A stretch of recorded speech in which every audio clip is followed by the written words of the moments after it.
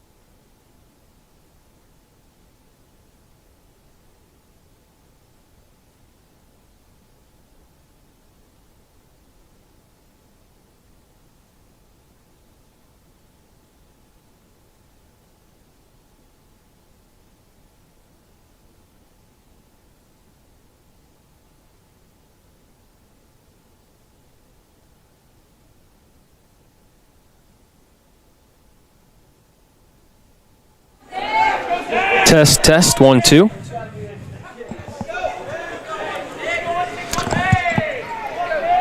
We pick up coverage here in the 8th inning of Game 1 between Junction City and Topeka today. We were planning originally just to do the second game, but with this one being an extra innings, I figure we might as well pick that one up too, as we are in the top half of that 8th inning, and Topeka and Junction City have been in a pretty contentious battle thus far. Junction City tying it in the bottom of the 6th on a relatively controversial call.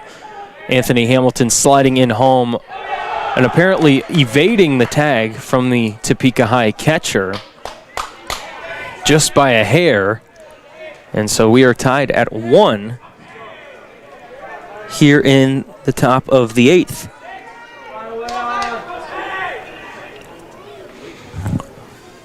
Topeka currently at bat. They are wearing road blacks. Junction City also wearing their black uniforms today, but this is for Topeka High.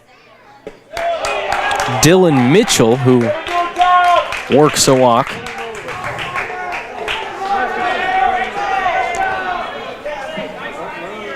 So a runner on first. Nobody out. Number 9, Addison Sig. And that brings up Addison Sig now for Topeka High as we are just getting going here in the bottom of the 8th. Tail end of this one, a nail biter. Of course, we'll have the senior day coverage for Junction City High School between these two games. And then, of course, the nightcap as well.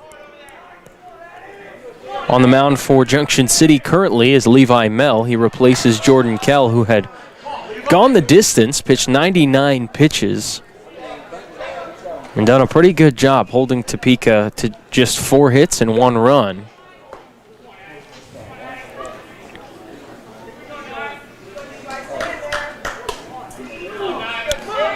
A correction, it's Sig. So Sig is in the box, and Isaiah Kinkade is the runner on first. The stats were a bit behind on the live scorebook that I follow with Game Changer. You can do that as well with Junction City Baseball. Here's a hot shot liner to second. Caught by Laughlin, doubling off the runner at first base, and a quick 2 outs there on an absolute laser. The umpire in the middle of the field had to kind of duck out of the way of it, but perfectly spaced right behind second base was Trevor Laughlin. Of course, he was in double play depth, hoping to turn a double play the conventional way, but that one works out in favor of the Blue Jays. And so Mel will bring up Colombo. That's Max Colombo, batting from the right side. He is the shortstop and is rocking the golden sombrero so far today. 0 for 3 with 3 strikeouts. He'll look to change that here as he gets that one in off the hands and knocks it off of his foot and pounds his bat into the turf, and understandably so. That is a tough one to take off the front foot. Well, he'll settle back in. 1 ball and 2 strikes here with 2 down in the top of inning number 8. Mel looks into his catcher, Taylor, and here comes the delivery. Swung on and missed. The 4th strikeout of the day for Colombo, and the first for Levi Mel. That strikeout brought to you by Cardinal Insurance here in Junction City and Manhattan, as every strikeout is by Junction City pitchers this year. We head to the bottom of the 8th, tied at 1 between Topeka and Junction City. You're watching Blue Jay Baseball on jcpost.com. Why do you need a trusted choice independent insurance agent? An independent insurance agent represents you first. Hi, this is Brian Field from Cardinal Insurance. Cardinal Insurance is an independent insurance agency who writes insurance through several different insurance companies. We find the right company for you, whether it is insurance on your home, auto, business, boat or RV, or life insurance. Contact our office in Junction City or Manhattan. For more information, go to cardinalinsuranceservices.com. Cardinal Insurance, serving you first. Screen Machine Sports would like to thank the community for being here for them for over 23 years. Think Screen Machine Sports for quality screen printing, heat transfers, embroidery, and vinyl car decals. Need a special design like I Survived the 2020 toilet paper shortage? You name it, they'll design and print it for you. For your safety, now taking orders by phone and internet with curbside pickup. Screen Machine Sports, 7th and Jefferson in Junction City, and ScreenMachineSports.com. Look good, play good. Screen Machine Sports is here for you. Junction City coming up in the bottom of the 8th. We are knotted at 1 apiece here and in extra innings from Raythert Field in Junction City. I'm Jackson Schneider, and just would like to take a quick second to thank another one of our great Junction City High School baseball sponsors. Screen Machine Sports in Junction City. Mary and the team do a great job in there. So if you're looking for apparel, embroidery, screen printing, all of that, you name it, you heard the ad, they can do it for you at Screen Machine Sports in downtown Junction City. It'll be Keon Taylor to lead off the bottom half of the 8th for the Blue Jays. And Keon is 0 for 2 today as he drops down another bunt attempt. He's grounded out to the pitcher twice so far today. But the good news for Junction City is the top of the order waits in the on-deck circle. That's Russell Wilkie, and Trevor Laughlin is in the hole. And should anybody get on base, that would bring up Andrew Corey. But Taylor will take a ball outside here, and it's 1-1.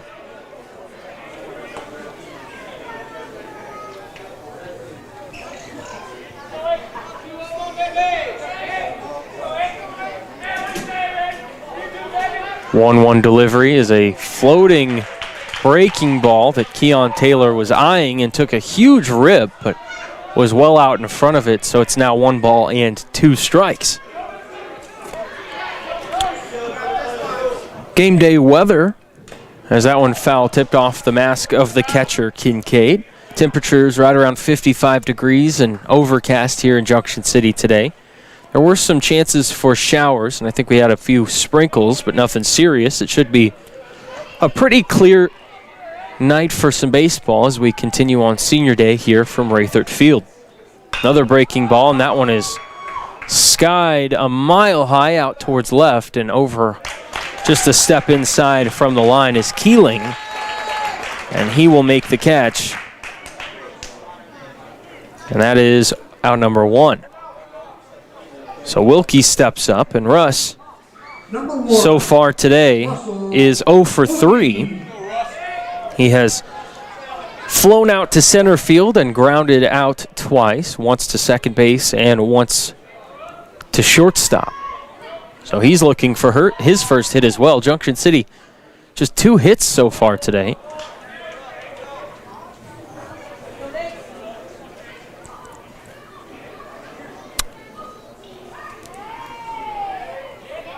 The 1-0 is shot down the line and right. That'll get out of play over in the Generals' quarters, and it's 1-1. And speaking of the Generals' quarters, the Junction City Brigade are gearing up for their season coming up at the beginning of June, so a little less than a month away.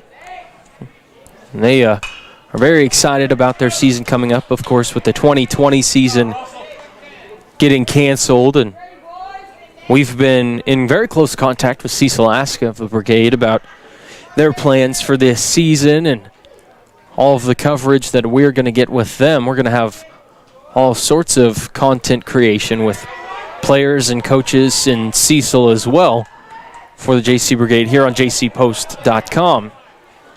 We may even have a few broadcasts as well mixed in there. That's still being finalized, but nonetheless, plenty of coverage for the Junction City Mid-Plains League contender. As a ground ball to shortstop for Wilkie. Long throw, he slides in safely at first base. And the speedster in Russell Wilkie heads down to first base with 1 out. And that is a big development there, because now you have not only speed on the base paths with 1 out, but you have really the heart of your order still coming. Trevor Laughlin will be up next. He's 0 for 3, a fly out, a ground out, and a strikeout all in his belt here in Game 1 today.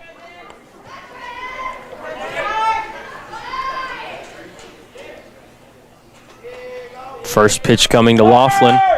Popped foul and out of play off to the right side. Wilkie was moving on that first pitch, so we'll see if he'll do that again and if T-High tries to pitch him out. Wilkie is a very quick base runner. He's been caught stealing a few times still this year, so it certainly can be done. It's not out of the question. There's a throw over to first just to keep him honest. But the Blue Jays trying to win the game here instead of just pushing it further into extra innings. They want to try and take it right here. A base hit could go a long way in that effort as Wilkie shows and runs again. There's a pitch out, low throw, but the tag is there and they tag him out at second base. That was very well done from the catcher Kinkade to the shortstop in Colombo. Tagged him on his backside, and Coach Laughlin a little bit unhappy with that one, as is Russell Wilkie. But at least from my vantage point, that looked like the right call, at least from my perspective. I can understand the frustration from the umpiring on both sides here today with some frustrating calls, but that one is tough for the Blue Jays to swallow because it runs a base runner off the bag. So now 2 outs for Laughlin and a 1-1 count, and the Blue Jays will try and manufacture something with their backs against the wall here.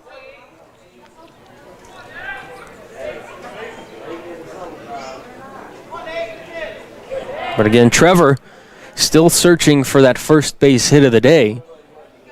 And Blue Jays trying to stop a 5-game skid here. They have lost their last 5. And a breaking ball that is right on the outside edge. Beautifully done by the pitcher, who is sporting number 20. And I believe that is Max Ambrose, if that is correct on the roster. One hop over to third. Long throw across the bag in time. Champney was the one that made that play. And Champney ends the inning. So the Blue Jays get no runs on 1 hit, no errors, and they leave nobody on base. We head now to the top of inning number 9 in extras on jcpost.com.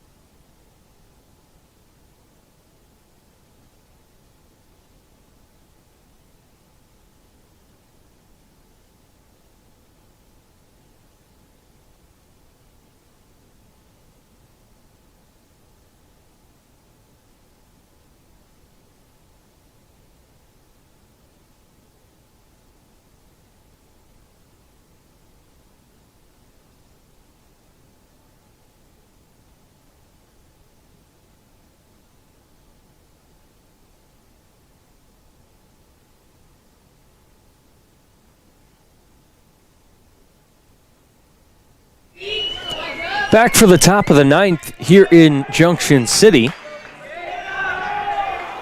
And the Trojans will look to try and grab the lead as the catcher and Elijah Kinkade, just a sophomore, steps in. He is 1 for 3 so far. He has singled to center field as well as flied out to center and struck out looking. Took a big rip there and evens the count at 1-1 as the Trojans attempt to upset Junction City on the road here, try and get a big win. They had the lead in the top of the 5th with 1 run. But Junction City answered in the bottom of the 6th, and that's where we stand at 1-1. Breaking ball lined right back up the middle, nearly off the backside of Levi Mell, but another single for Kinkade, his 2nd of the ball game.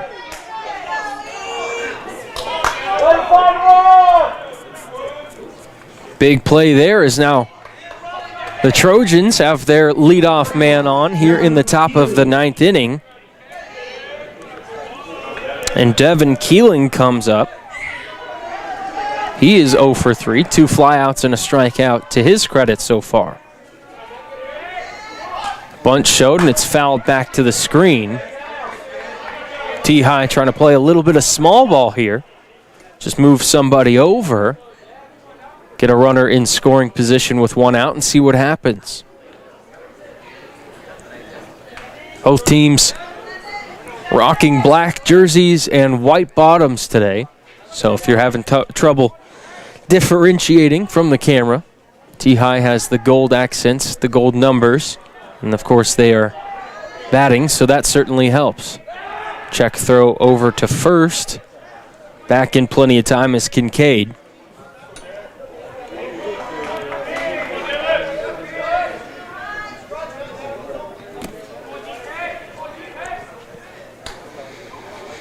Some arms loosening up over in the Junction City bullpen off in the left field corner. We'll see if that's necessary. Mel left that one a little bit up and in.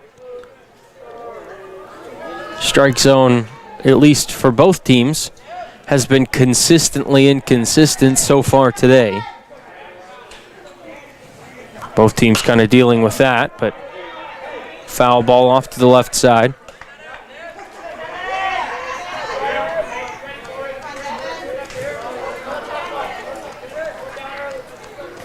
So now with 2 strikes and that cut right there, pretty evident to see that Keeling is swinging away here to try and move the runner. Blue Jays at double play depth. Next pitch from Mel is shot into center field. Phillips tracking to his left. He'll make the catch for 1 out.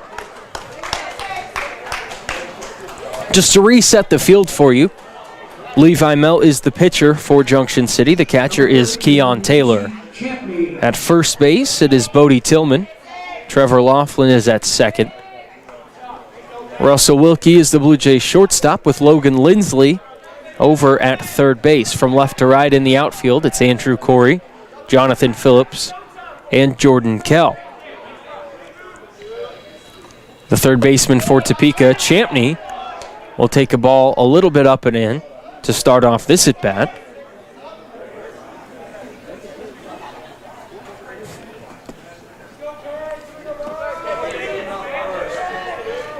Again, runner on first in Elijah Kinkade. He's running, bunt showed and pulled back. Throw down to second is not going to be in time. Kinkade swipes second base and takes out Laughlin in the meantime. And now T-High with a runner on second with 1 out. A base hit could give them the lead.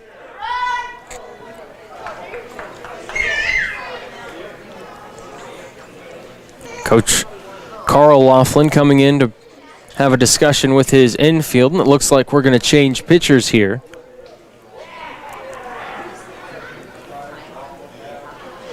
And while we have this brief pause, a great time now to remind you of the brand new JC Post app.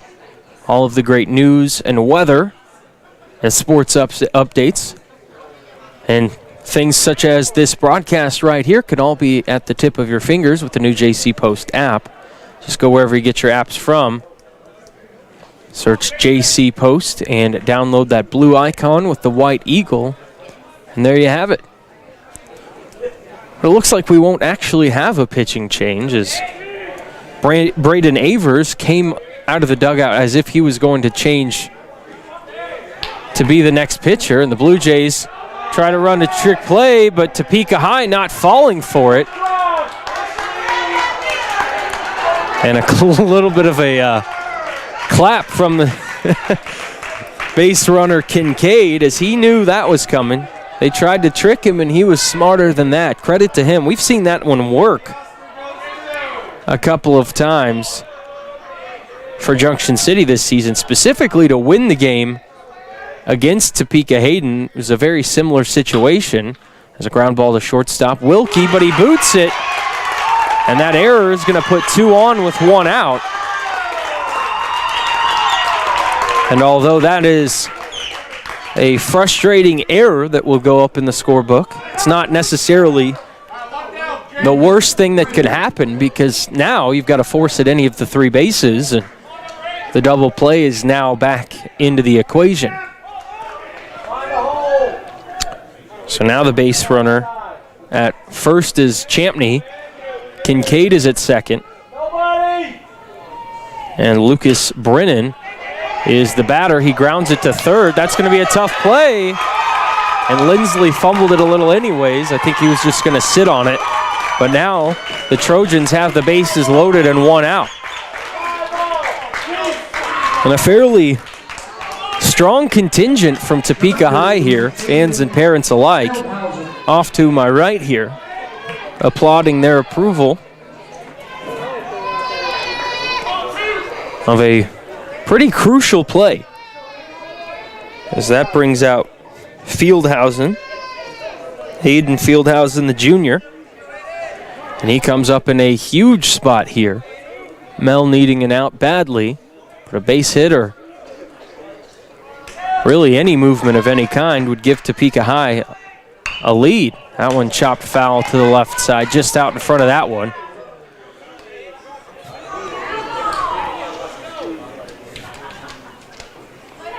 Pretty good pitch right there, but Fieldhausen had his eyes on that one a little bit up and inside, tried to throw the hands at it and was just a little bit out in front of it. Breaking ball, poke to the right side. That's going to be a base hit into the right side corner. Second run will come in to score, and Topeka High will get a 2 RBI single from Aiden Fieldhausen. They take a 3-1 lead here in the 9th inning. And now runners on the corners with still just one out.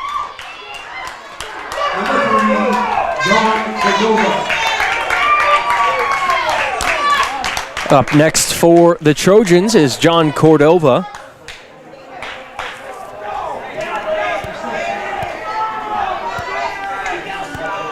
And Cordova 0 for 3 so far today.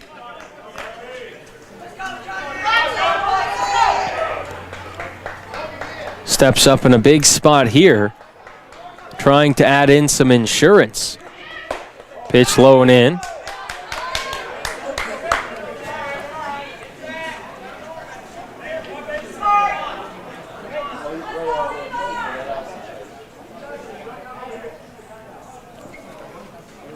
We've got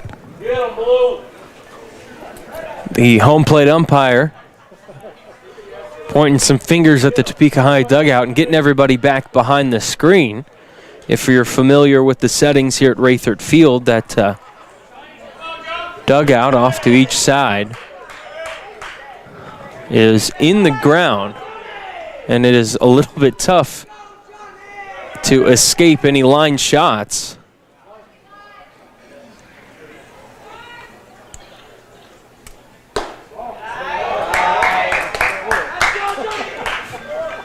And that pitch missing just by a little bit to John Cordova. Another one in the dirt as Levi Mel had a pretty solid 8th inning, but he got a little bit of help from his defense. A line shot to second base, doubled off a runner. But here in the 9th, Topeka High has added on a couple of base hits. An error has aided them as well, but the important thing about the error is if the offense can take advantage of it, and there's another one given a good ride, but off foul to the left side.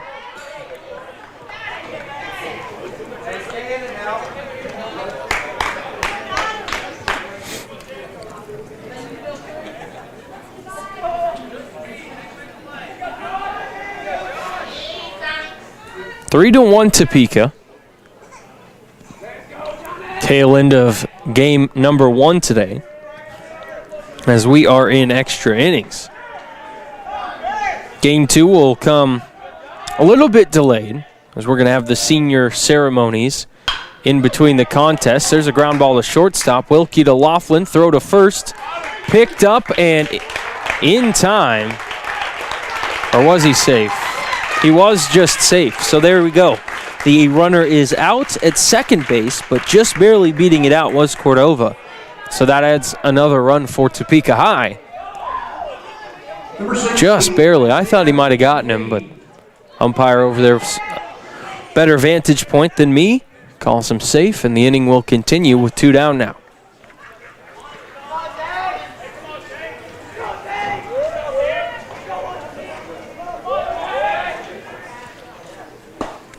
And the next one up, Isaiah Kinkade.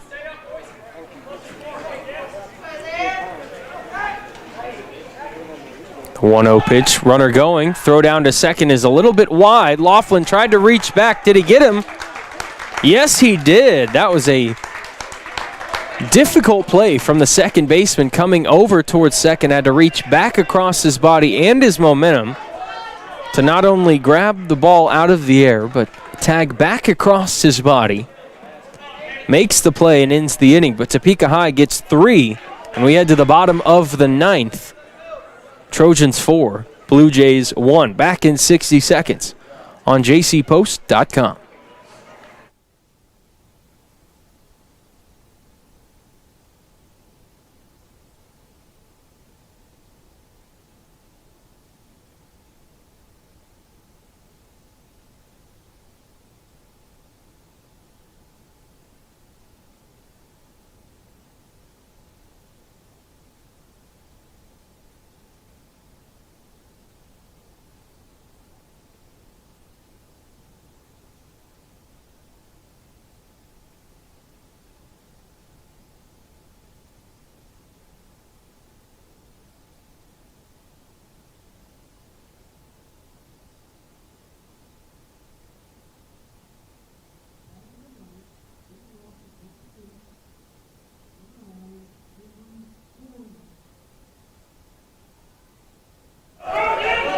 Leading off the bottom of the 9th for the Blue Jays is senior Andrew Corey.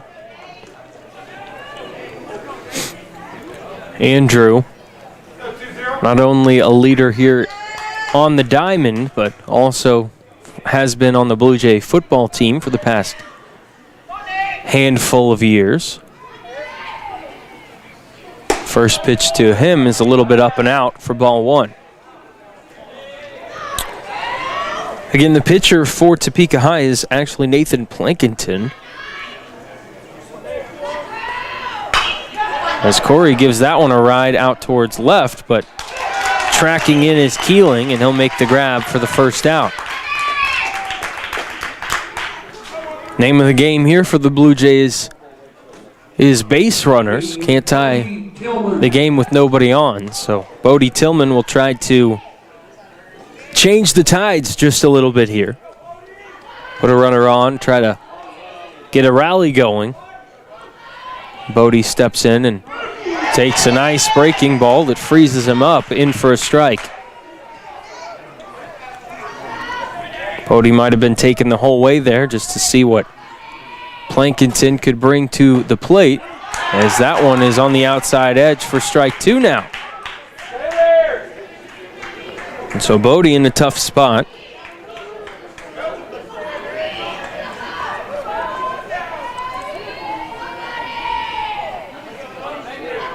And the 0-2 pitch is up and out for a ball. And that one got a little bit away from Plankington. Either that or he tried to catch Tillman reaching, but Bodie wisely lays off. 1-2 is ridden out to right field, so a 1-out single. And though he faced an 0-2 count, he perseveres and gets himself on for Jonathan Phillips now. As now the tying run is over in the on-deck circle. But Phillips will need to continue the frame. Phillips, sort of a plug-and-play guy for Coach Laughlin, can play infield, plays a lot of center field as well. And that's where he's at in this contest as he fouls that one out of play back behind us.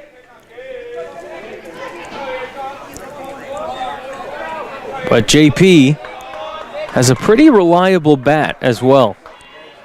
Doesn't have a ton of power, but he can get that contact and push things through the infield. And I think that would be exactly what the doctor ordered here, to just get himself on base again.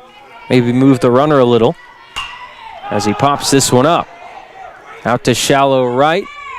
Catch is made by Fieldhausen, and now the Blue Jays are down to their final out.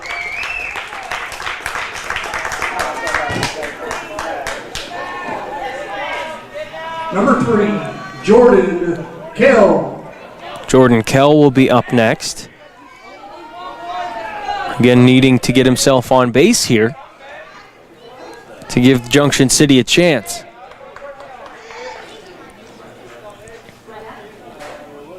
Jacob Varnado waits in the on-deck circle. Ball one misses upstairs to Kell.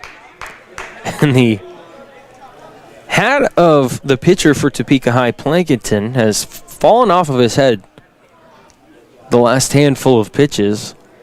It reveals some pretty gnarly flow as this one blooped out to left field, but Keeling will come in and make the catch to end the ball game.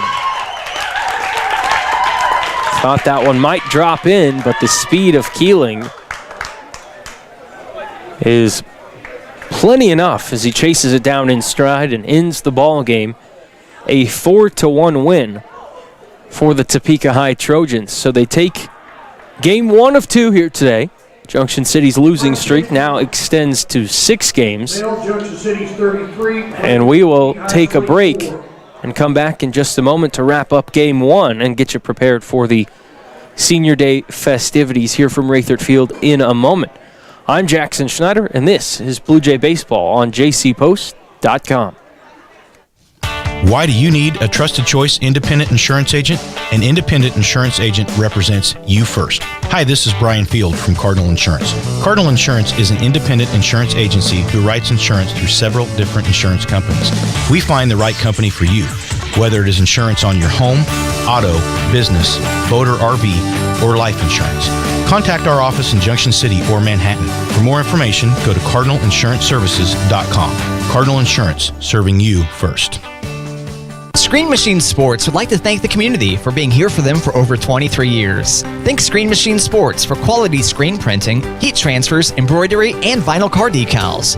Need a special design like I Survived the 2020 toilet paper shortage? You name it, they'll design and print it for you.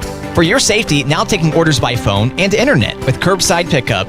Screen Machine Sports, 7th and Jefferson in Junction City, and ScreenMachineSports.com. Look good, play good.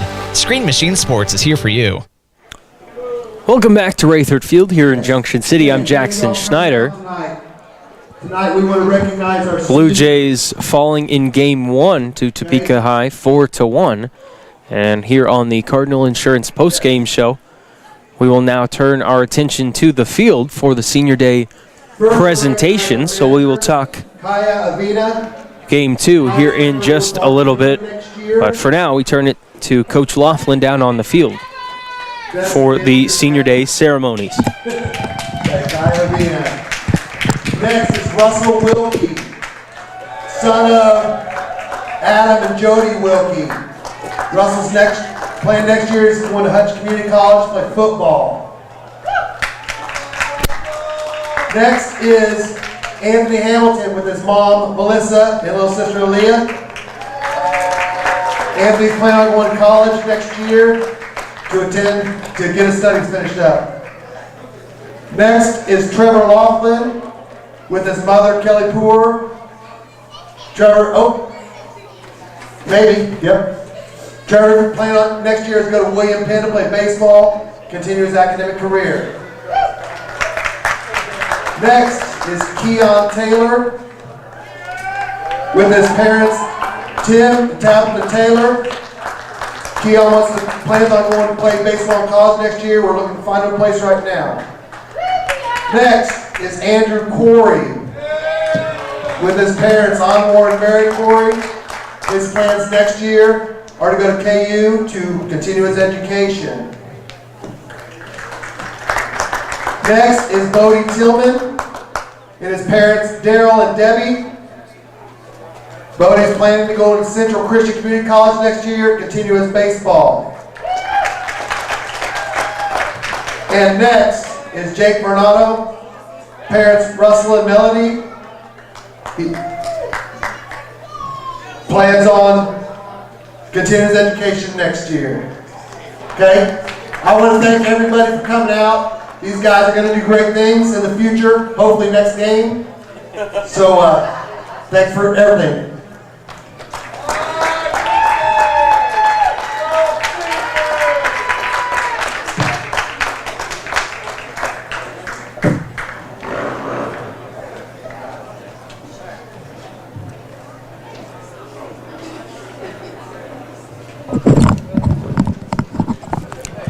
And there you have it. Senior Day festivities, short and sweet this year, from Coach Carl Laughlin, talking about each one of his graduating seniors and their plans moving forward. And he dropped a little bit of, I don't know if it was humor or seriousness or maybe a mixture of both, but he said these guys are going to go do great things in life and hopefully next game. And Blue Jay fans alike certainly hoping for that as they dropped game 1 4-1 in 9 innings.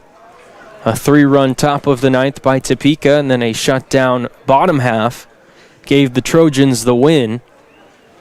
As we look ahead to game 2, that will start shortly, but was a pretty interesting contest as it was 1-0 Topeka High in the top of the 5th, but in the bottom of the 6th, Junction City got a little bit of a favorable call. I don't know, I'm not an official, but Anthony Hamilton was running out at second base and a base hit. He rounded third, came home, and the throw was well ahead of him. And the catcher, Elijah Kinkade, tried to apply the tag, but it looked like Hamilton tried to dodge it by kind of sliding in on his chest and doing sort of a swim move. And the home plate umpire called him safe, said he got around it, and the fans visiting from Topeka disagreed, and I didn't really have a great look at it, but it was certainly a controversial call that tied the game and sent it to extra innings ultimately. But in the 9th, Topeka High again would take advantage of some errors by the Blue Jays, put 3 on the board, and win it 4-1. But as we look ahead to the second game today, the Blue Jays will take on Topeka High in just a little bit, but Junction City has now dropped 6 in a row, certainly looking to change the tide there and build some momentum moving towards the postseason, which starts in just a matter of days, really. But anything they can do here to improve their standing would certainly go a long way. But you don't want to lose this many in a row. You certainly don't want to end Senior Day with a loss. So if Junction City can get one more, help the standings, improve morale, and kind of send these seniors out on a high note, that would certainly be the thing to do. But it looked like Braden Avers was warming up before the end of game 1, so we'll see if he gets the call to start for Junction City in game 2. But I will go do some investigative journalism and find out before game 2 gets rolling.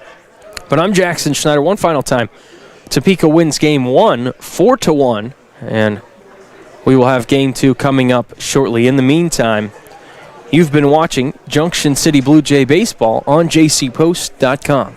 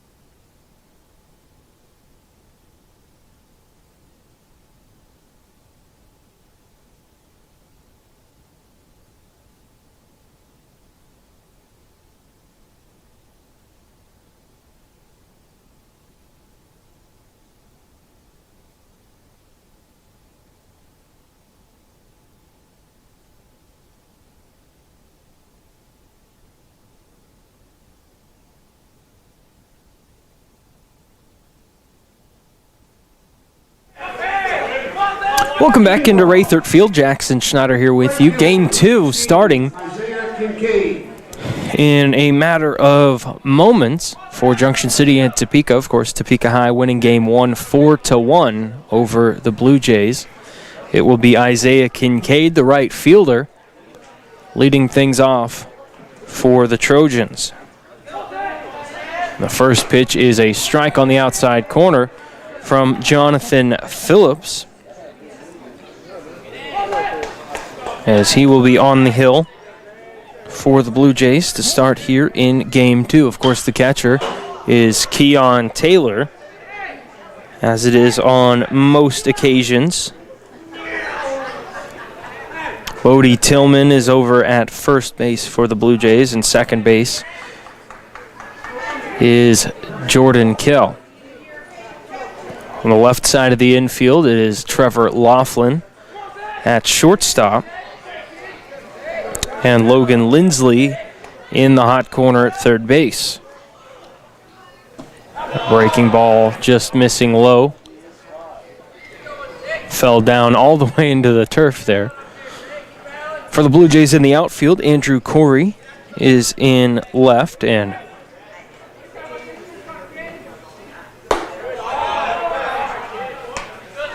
out in center field, I believe, is Russell Wilkie,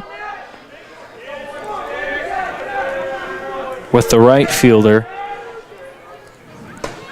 being Anthony Hamilton. There's a couple of pitches just missing there.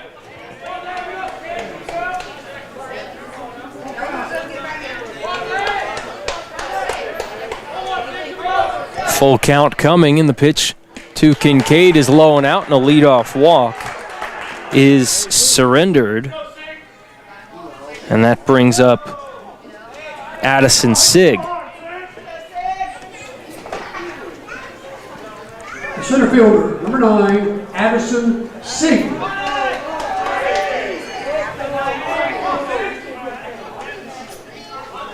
So Sigg comes up, runner on first and nobody out here in the top of the first.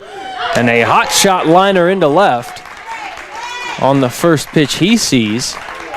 Holding up at second base is Kinkade.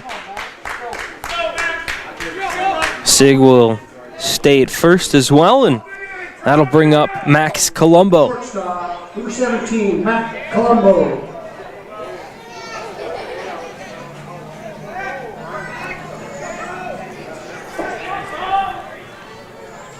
Breaking ball up and in.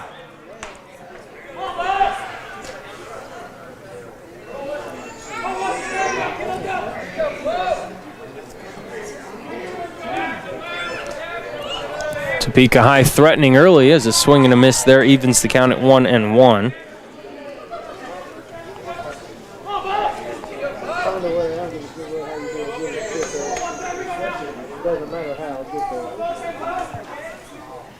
That one low and out, scooped up by Taylor.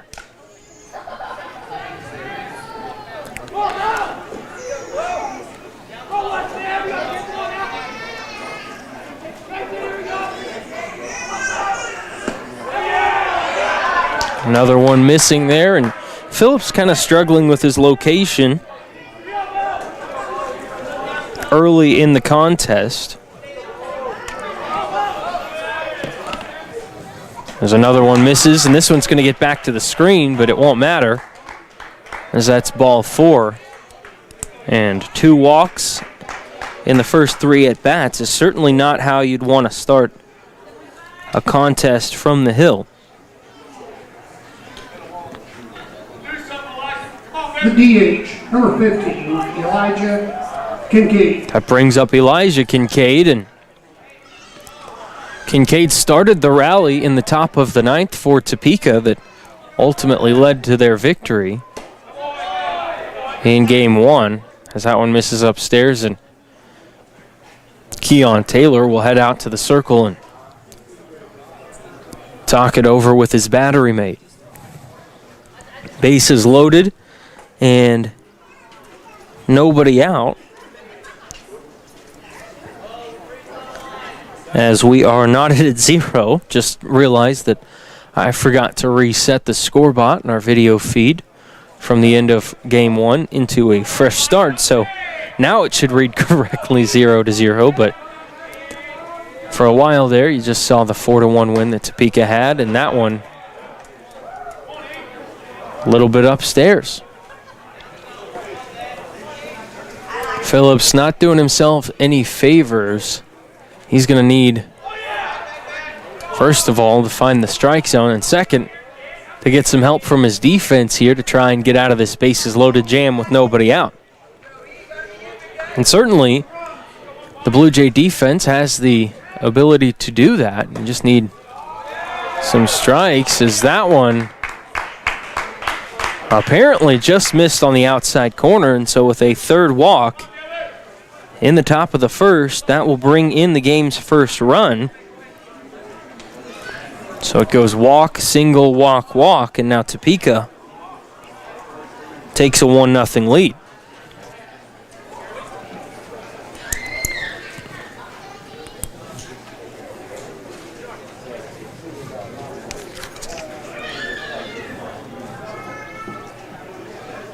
And Coach Laughlin will be trying to rally the troops here and get the situation righted.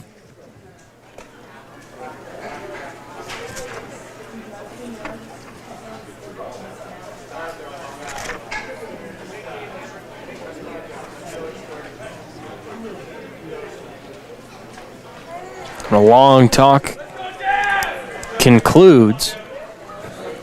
And actually, that was assistant coach. Fielder, number 31, Devin Keeley. I believe that was Coach McDaniel out there trying to calm down Phillips and get this inning moving, as first pitch misses once again, and that is to the left fielder, Devin Keeling. Other one low, and Phillips really struggling here in the first inning just to find the zone. And we've seen him on the hill several times throughout this season, but I don't think I've ever noticed him struggle with his command at least this much.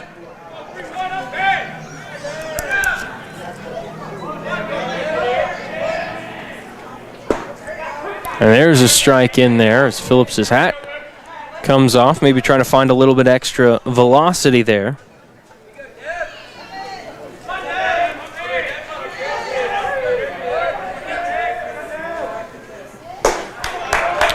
And another one misses, and that brings in another run. Everybody moves up a spot, and this tough first inning continues. 2-0 Topeka. Third baseman, Casey Champney.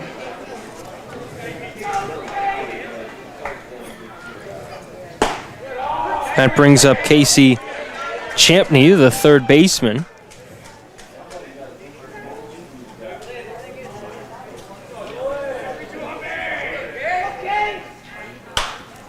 And that one popped foul and back out of play, so at least an 0-2 count here starts things off for Jonathan Phillips, and that's about as positive a sign as you can have right now, as after 4 walks and a single, at least to get ahead in the count, as that one fouled straight back, will help at least the mentality of the pitcher, Jonathan Phillips, trying to get his psyche up, his confidence back up in his pitches, and get those outs to start flowing. Another 0-2 delivery, and this one is laced into left center, and that will get all the way out to just shy of the warning track, and it will bring 2 more runs home.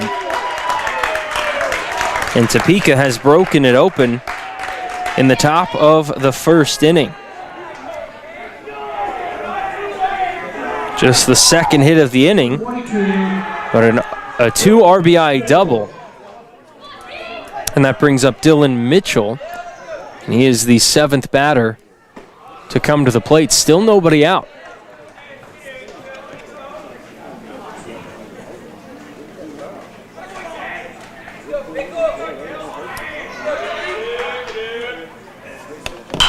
That one popped up high towards the right side. I think it'll get out, and it does.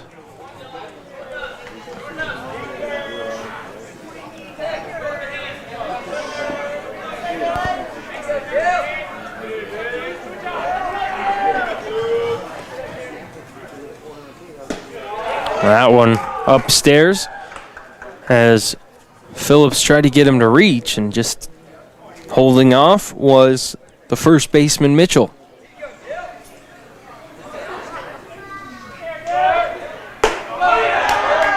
Another one just misses, and Phillips, much like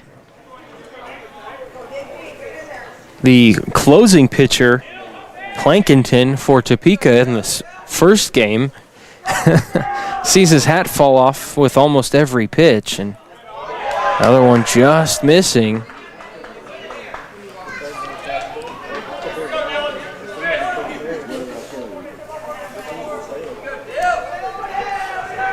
Three-two pitch upstairs, another walk.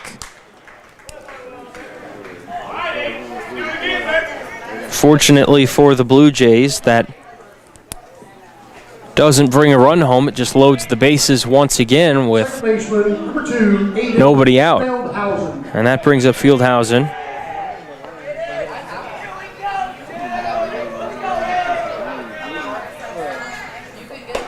A swing and a miss by Fieldhausen to start off the AB here.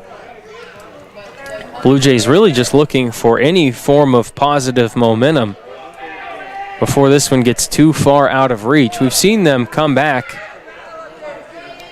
from large deficits before. I referenced that Topeka-Hayden game from a few weeks ago quite often, where they trailed by 9 runs at one point. And that one swung on and missed, and a huge first out right there. So that strikeout is strikeout number 1 for Jonathan Phillips. And of course, every Blue Jay pitcher's strikeout this season is brought to you by Cardinal Insurance with Brian Field in Manhattan and Junction City. That one all the way back to the screen. Runner coming home and sliding in safely is Keeling on the wild pitch, and everybody will move up one spot.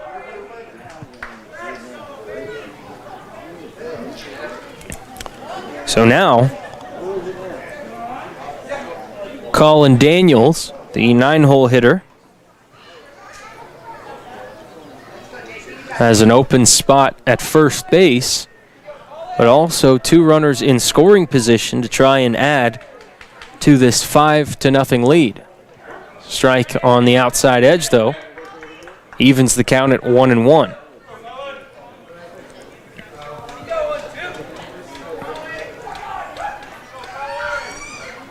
And a swing and a miss makes it 1-2, so Phillips at least getting some momentum going that way. Looking for his second consecutive strikeout to try and get the second out. And he does so right there with a strike on that low outside edge. And that is his second K in as many batters, and he'll need another one of those Kinkade. if things are to continue in that direction. 2 down, runners on second and third, and the first pitch is right down Main Street, strike 1. Hey, go!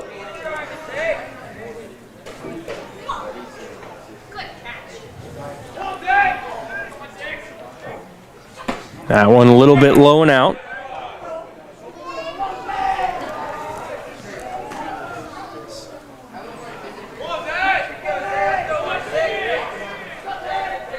The 1-1 delivery from Phillips, cut on and missed.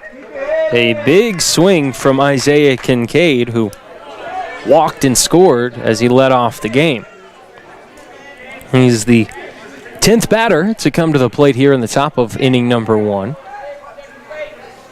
And he grounds one to shortstop. Laughlin looks it into the glove and fires one across the diamond to end the inning.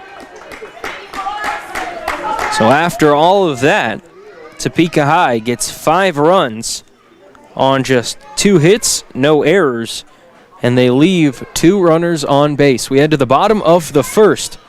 5-0 Trojans. Back in a moment on jcpost.com. Why do you need a trusted choice independent insurance agent? An independent insurance agent represents you first. Hi, this is Brian Field from Cardinal Insurance. Cardinal Insurance is an independent insurance agency who writes insurance through several different insurance companies. We find the right company for you, whether it is insurance on your home, auto, business, boat or RV, or life insurance. Contact our office in Junction City or Manhattan. For more information, go to cardinalinsuranceservices.com. Cardinal Insurance, serving you first. Screen Machine Sports would like to thank the community for being here for them for over 23 years. Think Screen Machine Sports for quality screen printing, heat transfers, embroidery, and vinyl car decals. Need a special design like I Survived the 2020 toilet paper shortage? You name it, they'll design and print it for you. For your safety, now taking orders by phone and internet with curbside pickup. Screen Machine Sports, 7th and Jefferson in Junction City, and ScreenMachineSports.com. Look good, play good. Screen Machine Sports is here for you.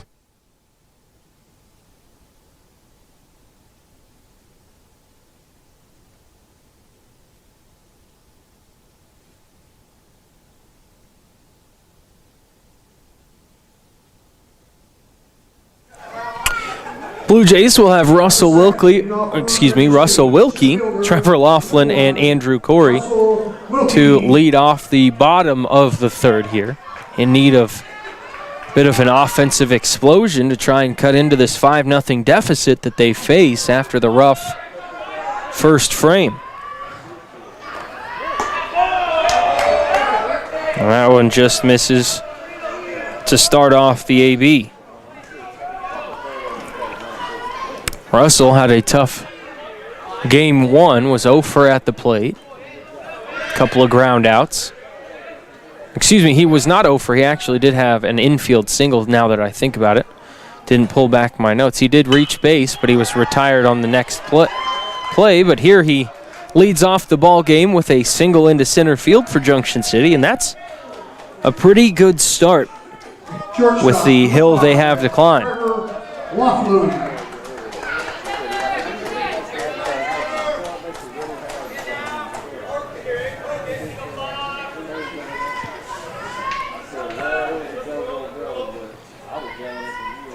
And the first pitch to Laughlin is a strike on the outside edge. Trevor tried to look that one into the catcher's mitt. Sees it come across for a strike, and that one right at the knees again. Tried to shrink the zone and bend those knees down a little bit, but home plate umpire calls strike 2, and that one just misses outside. Pretty similarly located to the first pitch, but the home plate umpire says that one was just a little bit outside. He kind of stuck his hand out and motioned towards the other batter's box to make it 1 ball and 2 strikes. As that one a little bit up and in, and the pitcher Brennan asks where that is, and umpire says a little bit upstairs. So 2-2 the count. As Laughlin cuts at that one and misses for a strikeout in the first out of the first inning. Left fielder, number 9, Andrew Corey. That brings up Andrew Corey.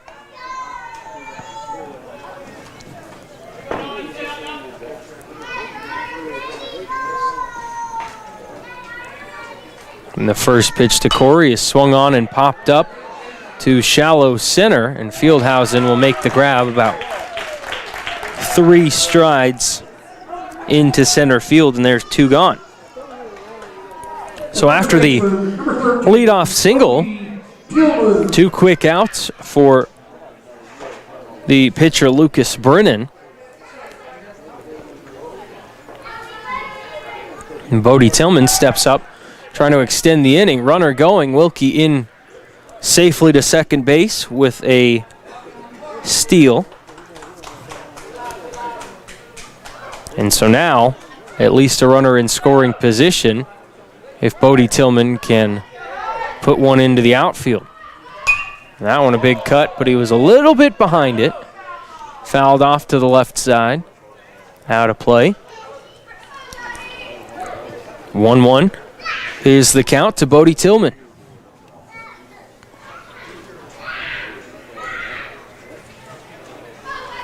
Next pitch from the lefty Brennan, grounded over to second base.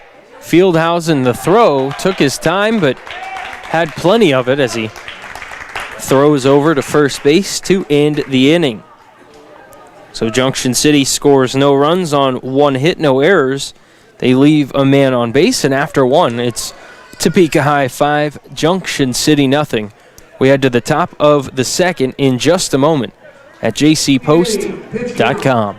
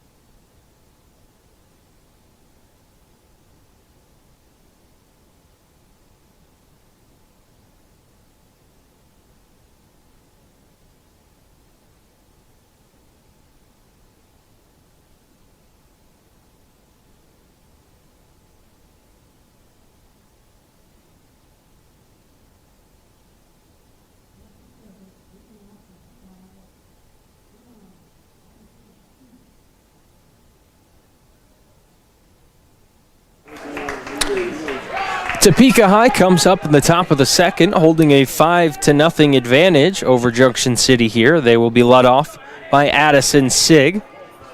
Sig singled and scored back in the first.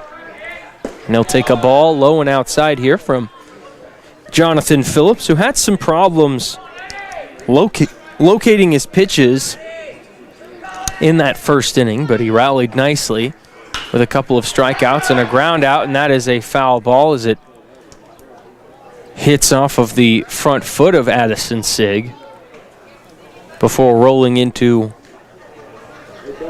the field there.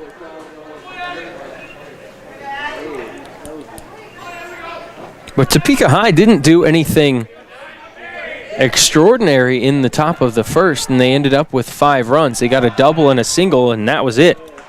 Everything else was self-inflicted with 5 walks and a wild pitch.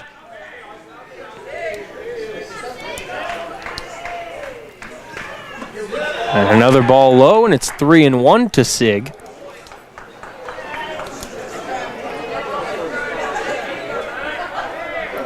So we'll see what Phillips chooses to do here.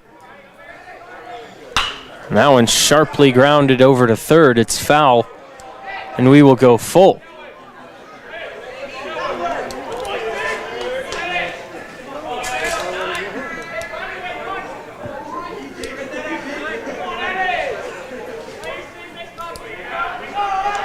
Payoff pitch coming here, popped up and in foul play, but it will just get out of play and bang off the roof of Raythert Stadium here.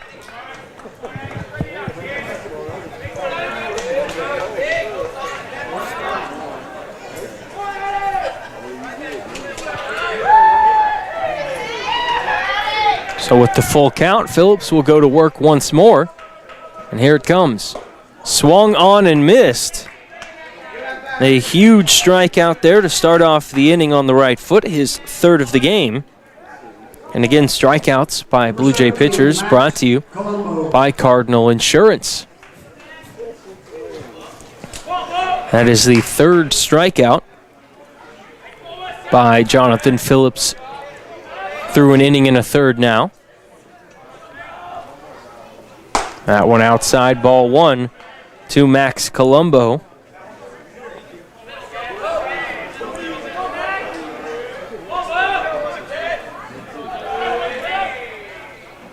And he will swing and slap this one foul to the left side, and it's 1-1.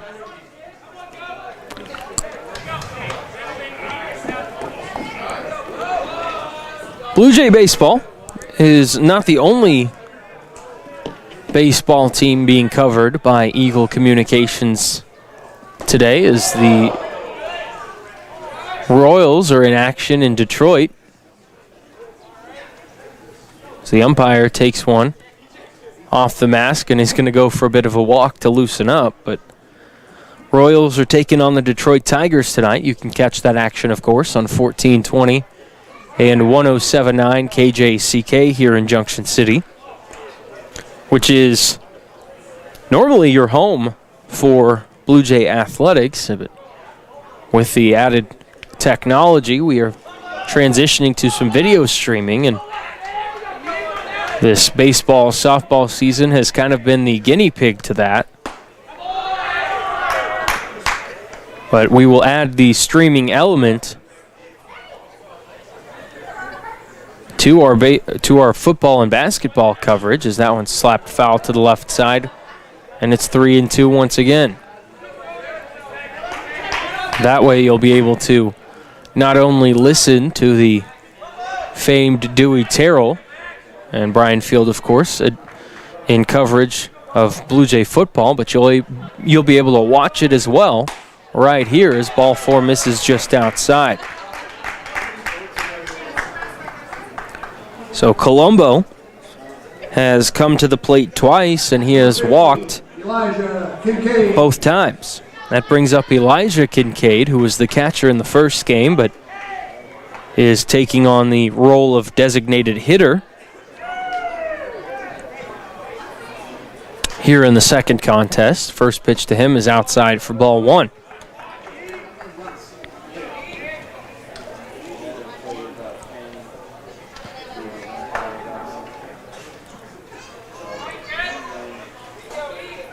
Snap throw over to first. Not really that close, but I think that more of just an effort to try and keep Colombo a little bit closer to the bag. Phillips checks over the shoulder. There goes the runner. Throw down to second. But Taylor had trouble gripping the ball out of the glove, so he won't even make the throw. And Colombo will take second base for his first steal of the day. And now the Trojans have a runner in scoring position once again here with just one out.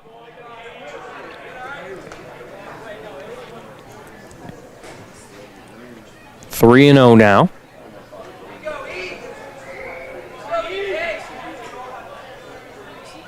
That one is upstairs for the second straight walk, and the now 7th walk awarded by Phillips here in the first 2 frames.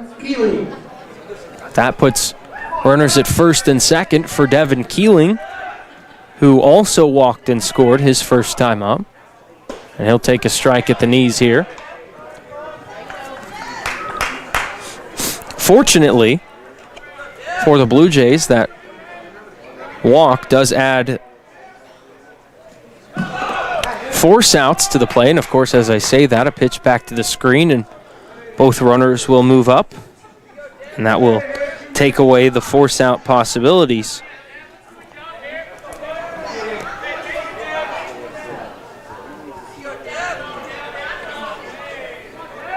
So now, 2 runners in scoring position for Keeling.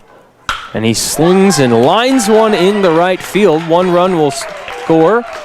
Rounding third, but stopping there is Kinkade. A Keeling an RBI single.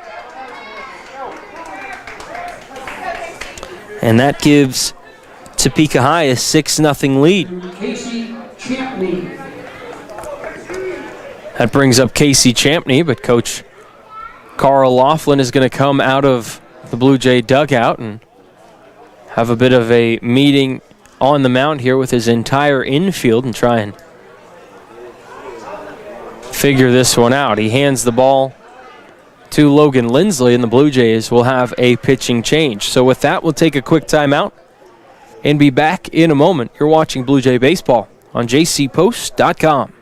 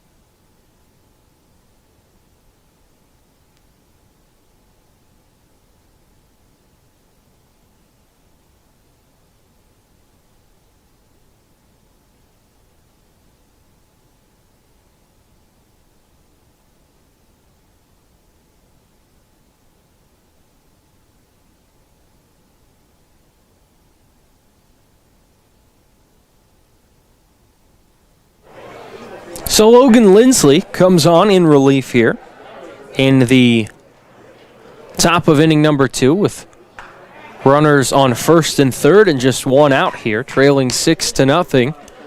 So he does not inherit a fun situation. He'll come on nonetheless, trying to limit the damage. Jonathan Phillips goes an inning in the third, faces 14 batters, throws 62 pitches, walks 7 and strikes out 3. Throw down to second is a little bit off target. Sliding in safely is Devin Keeling. Now runners on second and third for Casey Champney. Champney came on in a similar situation in his first AB and doubled in 2 runs.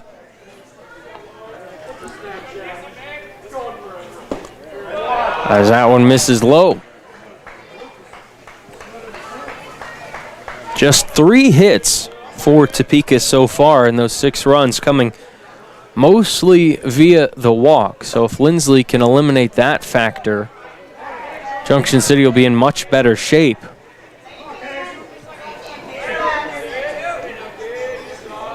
And the 2-2 pitch coming from the sophomore Lindsley, and it runs in and it hits Champney in the shoulder blade. And so that will load the bases, and although it is not a walk, a similar result.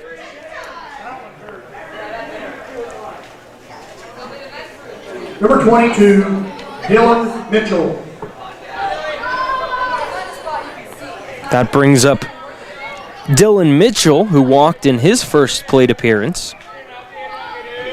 Comes up with the bases loaded here.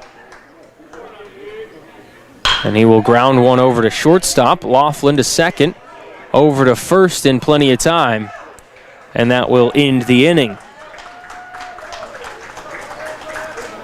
That play goes 6-4-3, and it comes at a crucial time and limits the T-high damage to 1 run on 1 hit, no errors, and they leave 3 on base. We head now to the bottom of the second, 6-0 Trojans on jcpost.com. Why do you need a trusted choice independent insurance agent? An independent insurance agent represents you first. Hi, this is Brian Field from Cardinal Insurance.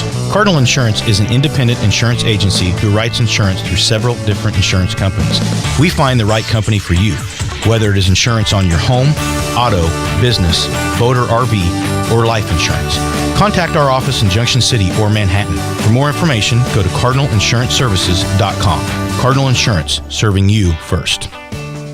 Screen Machine Sports would like to thank the community for being here for them for over 23 years. Thank Screen Machine Sports for quality screen printing, heat transfers, embroidery, and vinyl card decals. Need a special design like I Survived the 2020 toilet paper shortage? You name it, they'll design and print it for you. For your safety, now taking orders by phone and internet with curbside pickup. Screen Machine Sports, 7th and Jefferson in Junction City, and ScreenMachineSports.com. Look good, play good. Screen Machine Sports is here for you.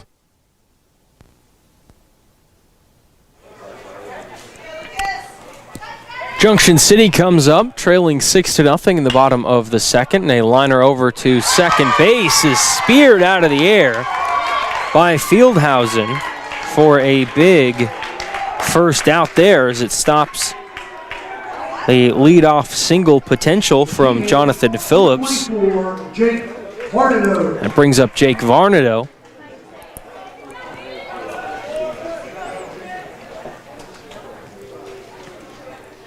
And that one blowing out to Varnado, the designated hitter, his first time up today.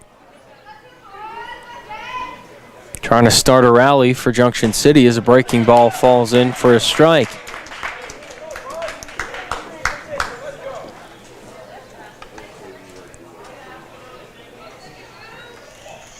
And the 1-1 is golfed over to third.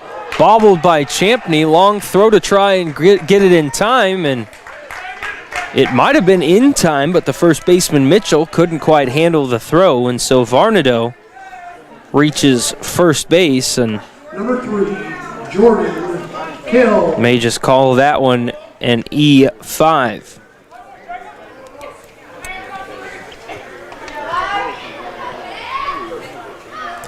So that brings up Jordan Kell. Runner on first and one down, and Jordan takes a ball from pitcher Lucas Brennan. Brennan had a pretty efficient bottom of the first, allowed a leadoff single, but a strikeout, a pop out, and a ground out ended the threat rather quickly.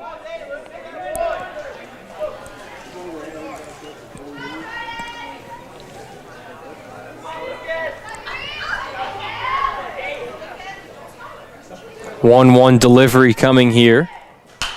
Popped up into shallow right. Coming in is the right fielder Kinkade, and he will make the play for out number 2.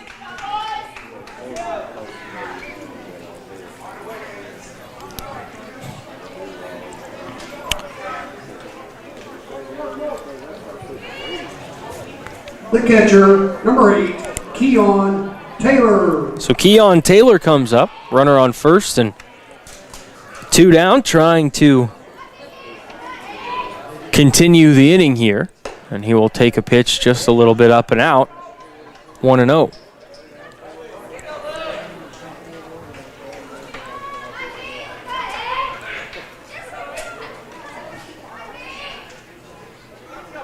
One-0 pitch.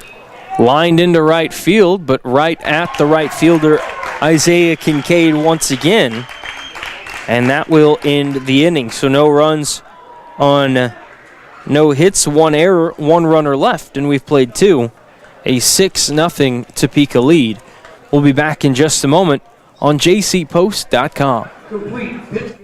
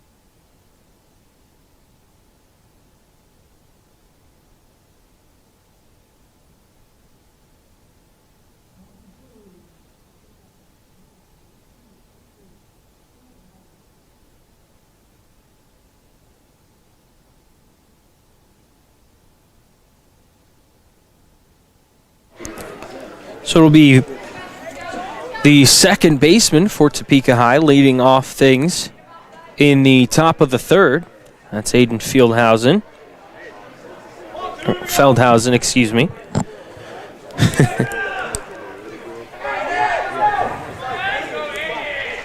But Feldhausen struck out swinging back in the first inning. And he takes that one for a ball to start off the top of the third. Topeka High, 6 runs. They scored 5 in the first. As another swing and a miss from Feldhausen makes it 1-1. But the game started off walk, single, walk, walk, walk, double walk before the Blue Jays retired a batter. Since then, it's been pretty manageable, but Topeka High certainly did pressure in the top of the second after scoring 1 there. But spotting a team 5 runs is certainly a big hole to climb out of, as that one's fouled back out of play. But Feldhausen was the first Trojan retired in the game. He hits in the 8th slot.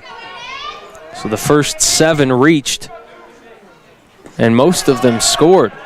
As Logan Lindsley's 2-2 delivery is low for a ball, and we are going to a full count.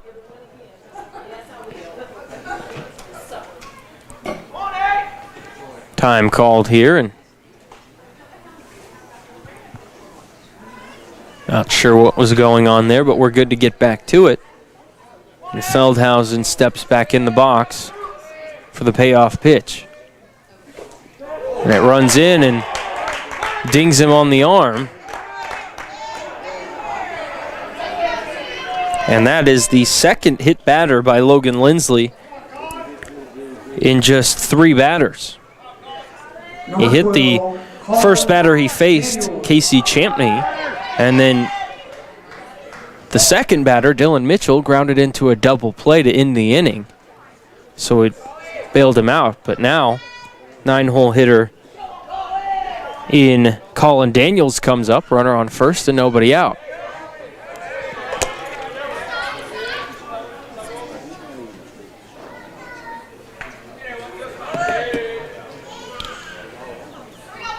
The 0-1 delivery to Daniels. Bunt showed, pulled back, snap throw back to first base. But back in plenty of time is Feldhausen.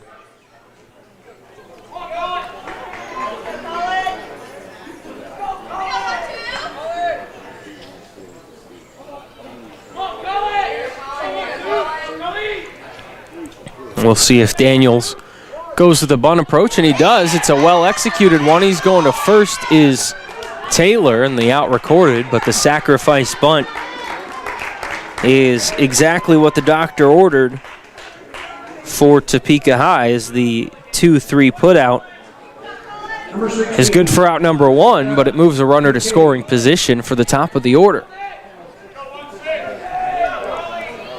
Isaiah Kinkade up next, 0 for 1 with a walk and a run scored. A big cut there for a strike.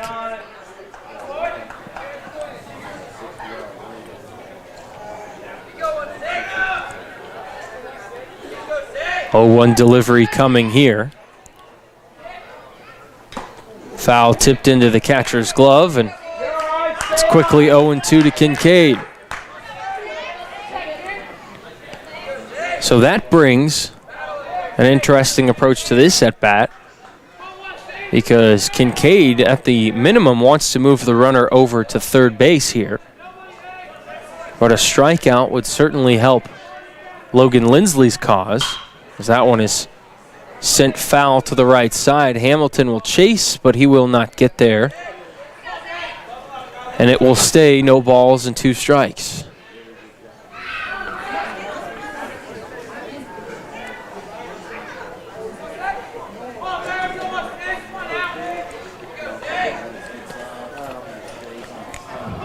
Kinkade made a couple of really nice grabs in the last inning out in the field, playing in right here in the second game, as Lindsley steps off and Looks the base runner Feldhausen back to second.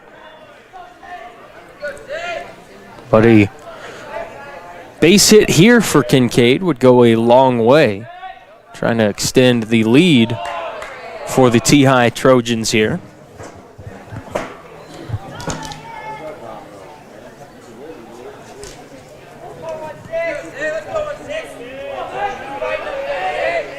One-two pitch coming. Swung on and foul tipped into the glove of Taylor, and so that will be a strikeout.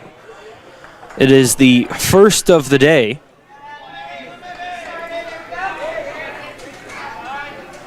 For Logan Lindsley. Addison Sieg. Big second out there, but again, strikeouts brought to you by Cardinal Insurance in Manhattan and Junction City. That's the fourth K by Blue Jay pitching today. Unfortunately, with walks and hit batters totaled, there have been 9 free passes. So now Addison Sig comes up, runner on second and 2 down. Breaking ball comes in and it hits him on the shoulder. And that is the third hit batter from Logan Lindsley today. And it's purely accidental, not like there's any malicious intent, but it looks like the same pitch that Lindsley has attempted has really been the one that has hit those right-handed batters. Looks like he's trying to pull a curveball onto the inside edge, and it's just not breaking on him.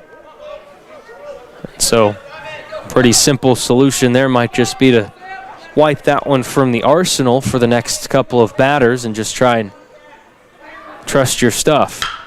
As that one is slapped over to left field, and that will load the bases as the base runner Feldhausen stops at third.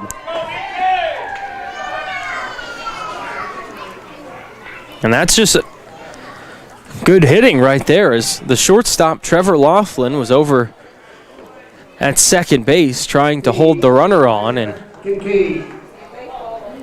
Colombo just slapped that one right into the hole that space created. And now Elijah Kinkade takes a strike at the knees to start the at-bat, and he will ready in and try to extend this 6-0 Topeka lead. Ground ball over to shortstop. Laughlin will throw over to first and end the inning. And so Topeka High will leave the bases loaded. They score no runs on 1 hit, no errors, and leave 3 on base. We head to the bottom of inning number 3. Topeka 6, Junction City nothing. Back in a moment on jcpost.com.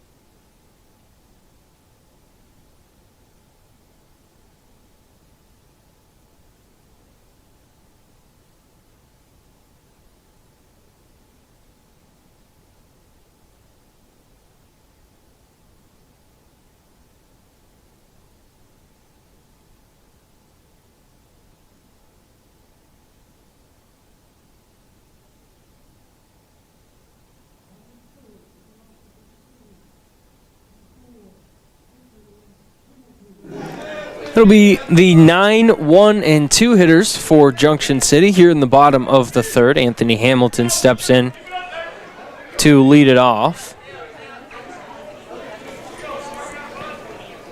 And Anthony takes the ball high to start it off.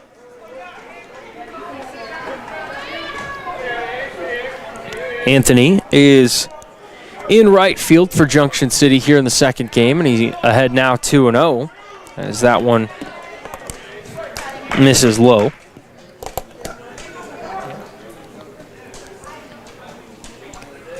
(2-0) is well outside, and now Anthony is in the driver's seat here.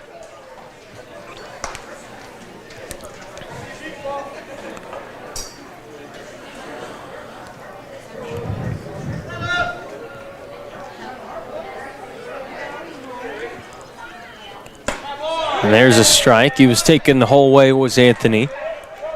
Just trying to make Lucas Brennan throw him strikes there, and that one perfectly placed. And now 3-2 as Brennan has come back to fill up the count. Back-to-back nice pitches. And Hamilton has to work as that one up and out. A leadoff walk. And that is the first walk awarded by Lucas Brennan today. Brings up the top of the order, and Russell Wilkie singled and stole second, but was stranded in his first time up. He'll look to try and grab his second hit in as many at-bats.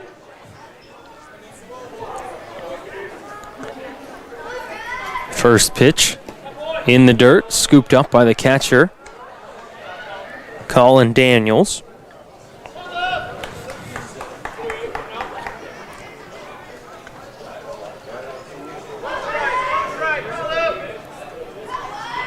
One-0 delivery is now stepping over and throwing is Brennan, just trying to keep Anthony Hamilton back on the bag as he is quite speedy.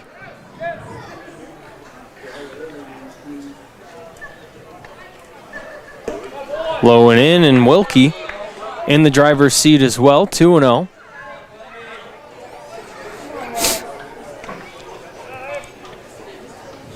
Daniels will go out, and he's going to try and talk with his pitcher. It looks like they're a little bit out of sync right now, but they quickly talk it over, and Daniels will come back to the plate.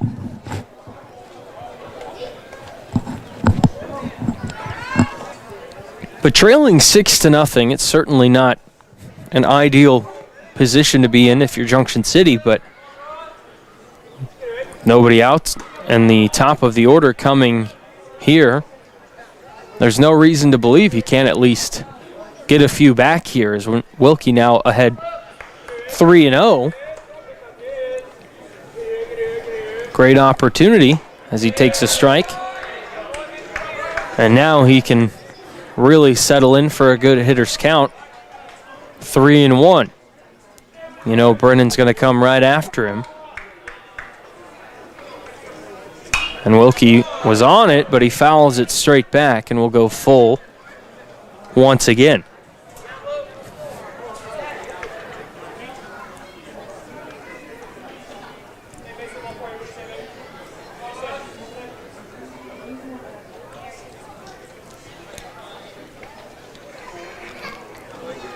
Payoff pitch, laced into left field, and there's runners on first and second with nobody out. So that's right where you want it to be if you're Junction City. Trevor Laughlin coming up, and another base hit here could make things a little bit interesting and really put some pressure on Lucas Brennan.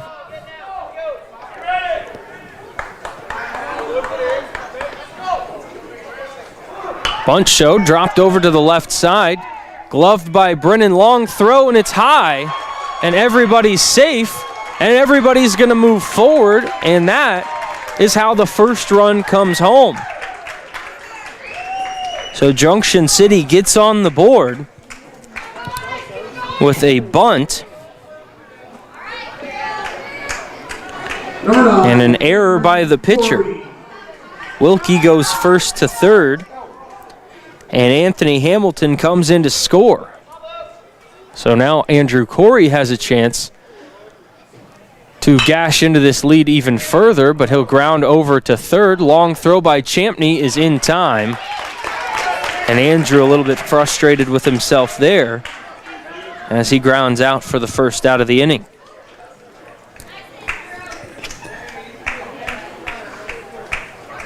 Number 13, Bodie Tillman. Bodie Tillman up now. Again, runners on second and third, just one out. And that one high and out for ball one.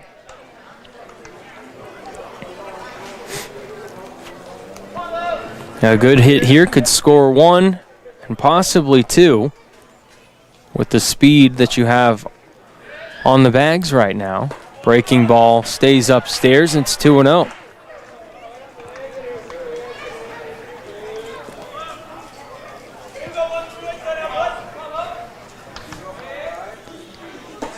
Two and 0 is on the outside edge, strike one. And so now Bodie steps out and adjusts his jersey at the waist, steps back in and readies up. That one is a big swing, but also a big miss as Bodie unloaded on that one, but came up just short. 2-2 now. Another one swung on and missed the strikeout, and that's a huge one for Topeka High.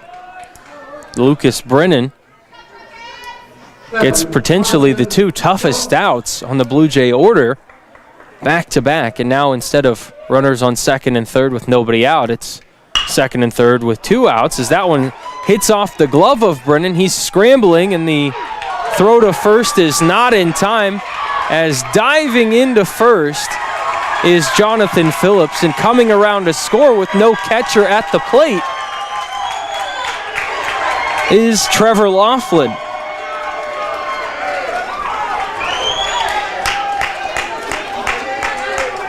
So the infield single brings in 2 runs, and just like that, it's 6-3. So Jake Varnado comes up.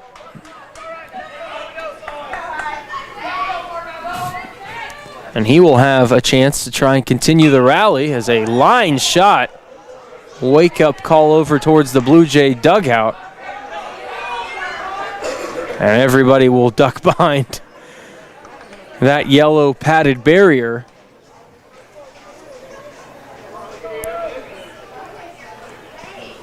Oh, 1 is a breaking ball, stays upstairs. Phillips going to second, and he will be in there safely with a stolen base. So JP back in scoring position, and a base hit with 2 down would more than likely score him.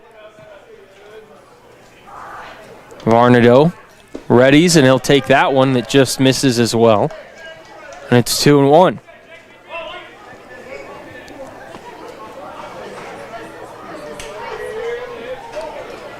Trying to keep the 2-out rally afloat. Pitch coming, and it's in the dirt for ball 3. So another favorable hitters count for Blue Jay batters. Varnado will await this one. Ball 4 outside. And that is the second walk of the inning from Lucas Brennan. And Jordan Kell comes up now, as he will be the 8th Blue Jay to step to the plate here in the third. Ball upstairs.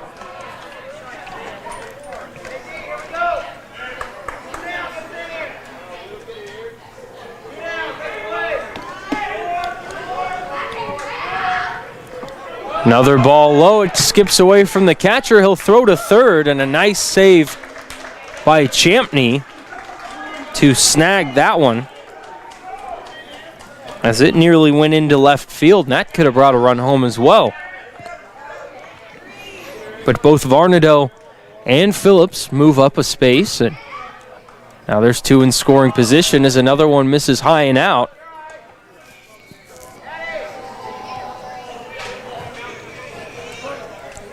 And with every passing pitch, this inning gets that much more crucial as a strike delivered there to Jordan Kell.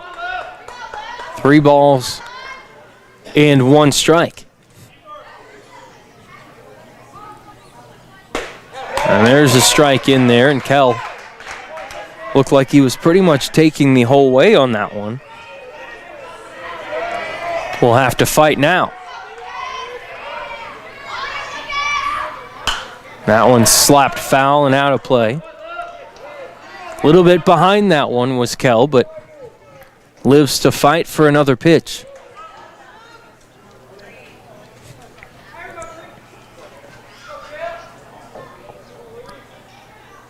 Another one popped foul. It'll go out of play again. Right on it is Jordan Kell.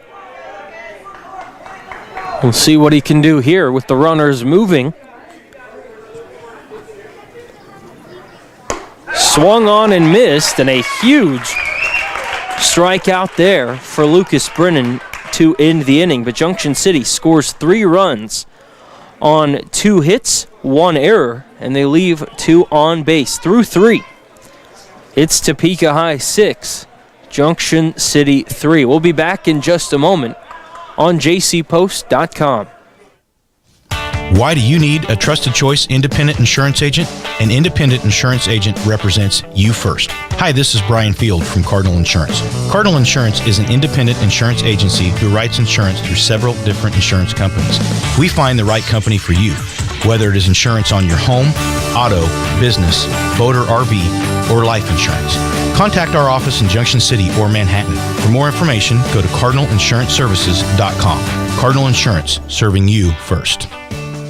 Screen Machine Sports would like to thank the community for being here for them for over 23 years. Think Screen Machine Sports for quality screen printing, heat transfers, embroidery, and vinyl car decals. Need a special design like I Survived the 2020 toilet paper shortage? You name it, they'll design and print it for you. For your safety, now taking orders by phone and internet with curbside pickup. Screen Machine Sports, 7th and Jefferson in Junction City, and ScreenMachineSports.com. Look good, play good. Screen Machine Sports is here for you.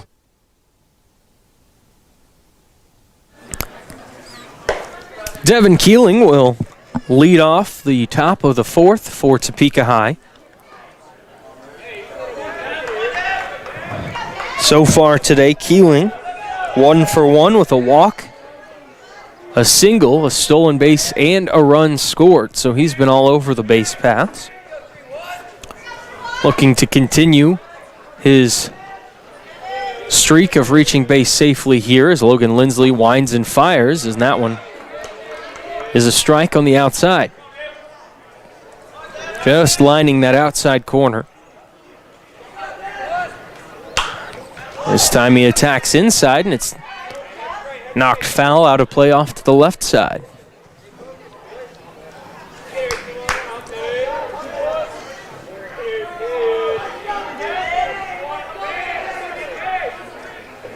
Breaking ball outside, and that's the same pitch that's kind of bothered Logan Lindsley so far in his outing.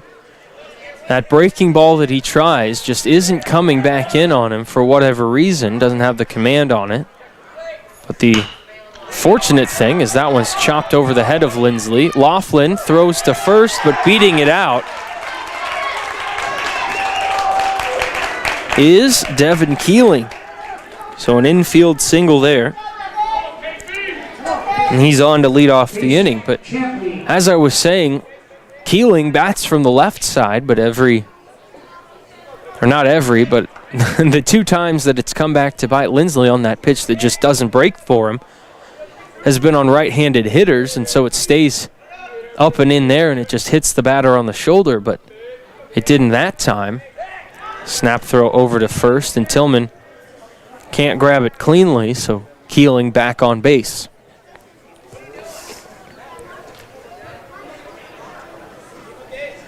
Casey Champney up next. He has doubled and been hit by one of those Logan Lindsley pitches. And he takes that one just low.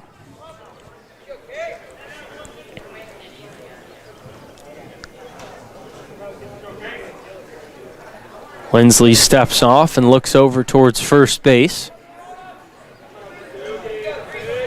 Finds the rubber, and here he comes. Runner going. That one is popped up over to the left side. Keeling will get back towards first as Laughlin makes the catch for the first out.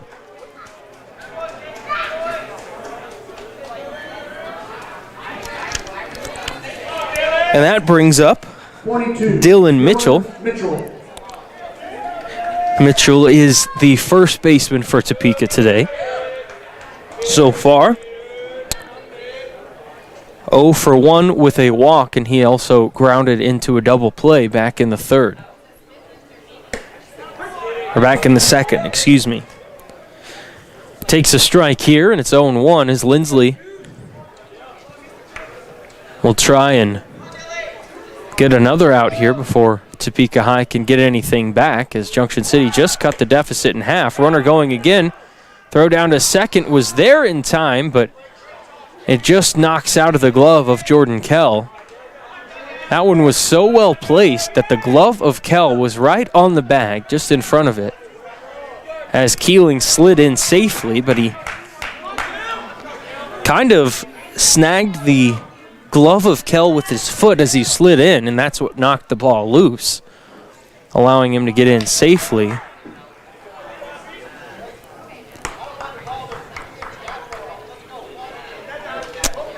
And so that one misses, and it is 1 ball and 2 strikes to Mitchell.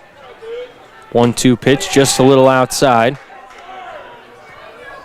That evens the count at 2-2. Tried to get him reaching, but Mitchell, with some nice plate discipline there, will settle back in even.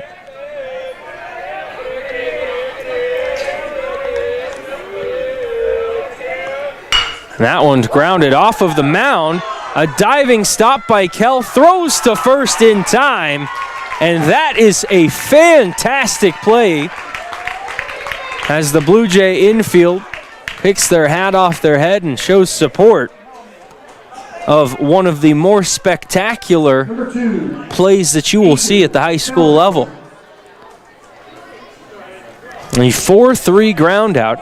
It skipped off the top of the mound. Kell dove towards the middle of the infield and caught it out of the air, but throws over to first for the out. A runner moves to third. But a fantastic play. That's your web gem of the day from Jordan Kell. That one skied over towards the left field side. It's going to be foul. Phillips chasing. Everybody's chasing. And Andrew Corey is the one who comes over to make the grab. And that's how the inning ends. So Topeka scores no runs on 1 hit, no errors. They leave a man on base and through 3.5. It's 6-3 Trojans. We will take a 60-second timeout and be back with the bottom of the 4th in a moment on jcpost.com.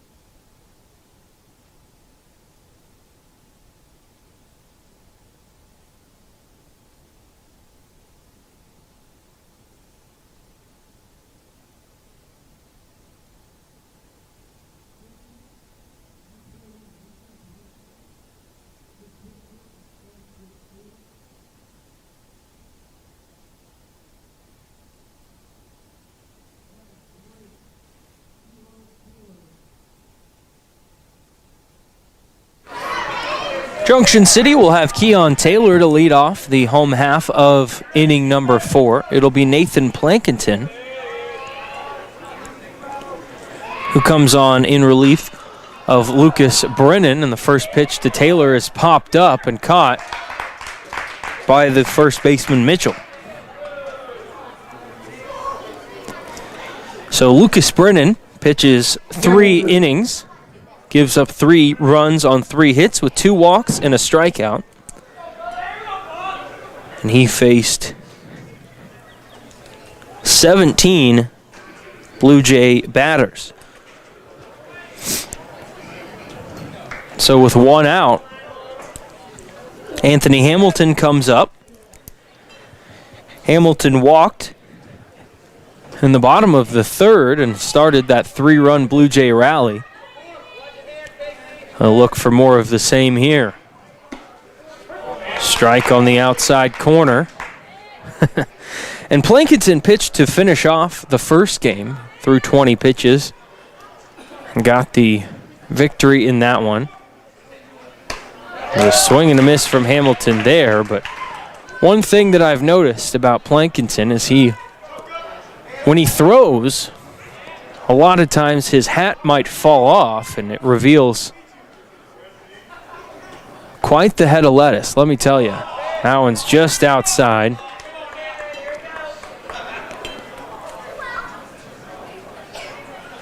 Got a long blonde float to his hair, does Plankinson, and as he throws there, the hat comes off and pitch misses high.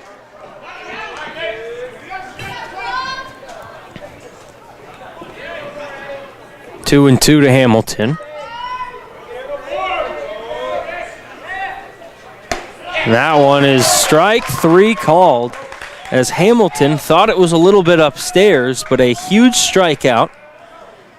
The first of this game for Plankinson. It's the second out. And it prevents any base runners prior to the Blue Jay top of the order. And Russell Wilkie. Russ, 2 for 2 with 2 singles. And he has scored a run.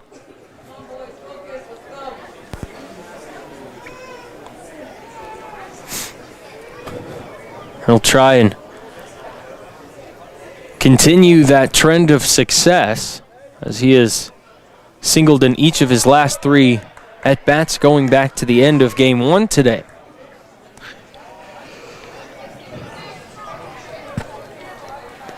Junction City trying to cut back into this one, and it is a sharp line out, but gloved by Casey Champney, and that will end the inning. A line out to third base, so the Blue Jays go in order. No runs, no hits, no errors, and nobody left. We head to the top of the 5th, and it is still Topeka 6, Junction City 3. We'll take another 60-second break and be back in a moment on jcpost.com.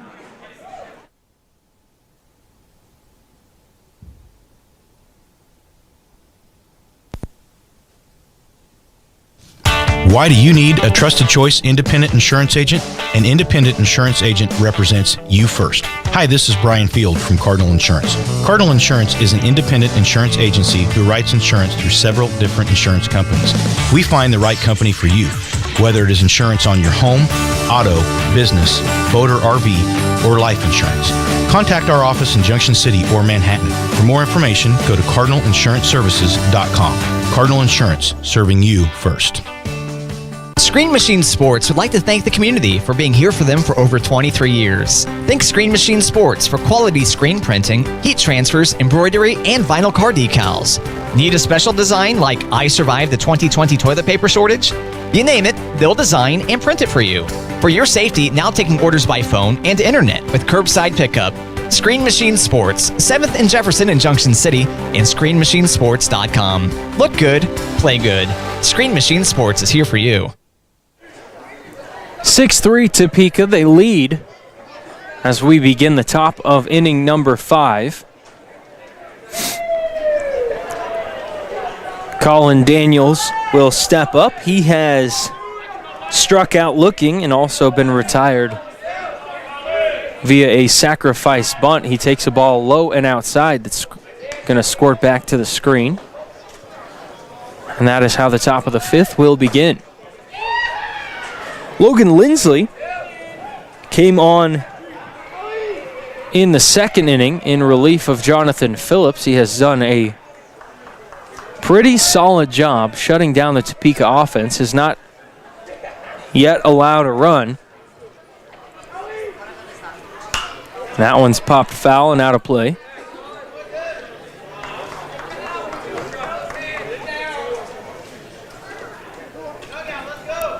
2 balls and 1 strike. As Lindsley winds and fires, breaking ball. That one gets to break, and it's 2-2. We've talked about it a few times of how Lindsley has not gotten that curve ball really to drop back in on right-handed pitching, and that time he gets it to go. Uses it again, and it's popped up into shallow center. Wilkie will come in, and Russ will make the catch for the first out of the inning.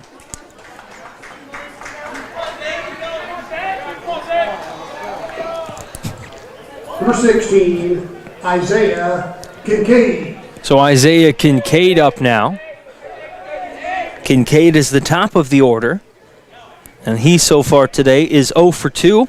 A ground out to short, a strikeout swinging, and a ground out to short as he sharply grounds that one over to short, but this one will skip past Trevor Laughlin for Kincaid's first hit of the day. Number 9, Addison C. So there's a runner on first and 1 gone for Addison Sig.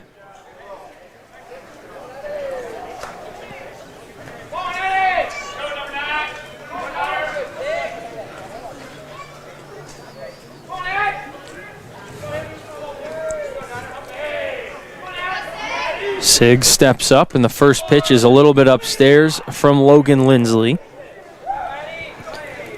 Sig has singled and scored. He's also struck out and been hit by a pitch. He's one of the 2 victims, rather 3 victims, I should say, from Logan Lindsley. Runner going, throw down to second, a little short. Nice pick play there by Kell, but it's not going to be in time as Kinkade has a stolen base.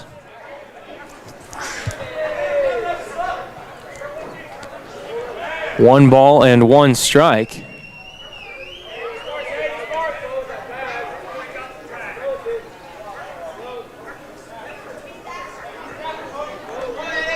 Trevor Laughlin lobbying that the base runner tried to slap the hand of the glove of Jordan Kell, and that's why he was safe, but umpire not having it. That pitch will miss.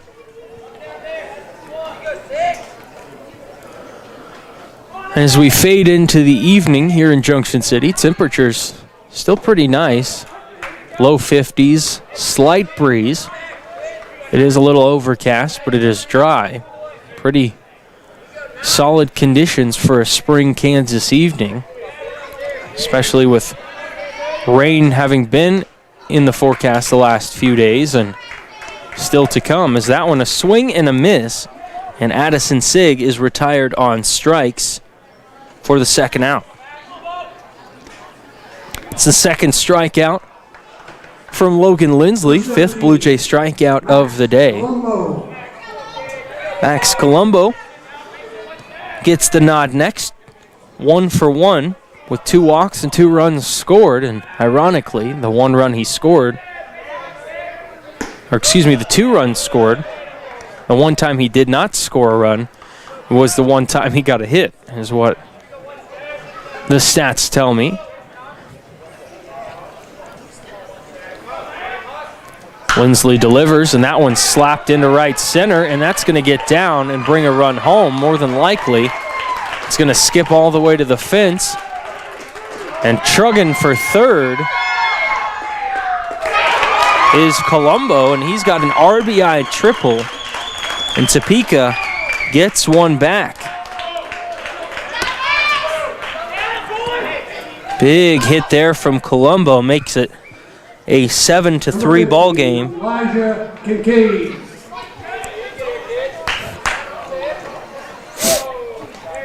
And that brings up Elijah Kinkade.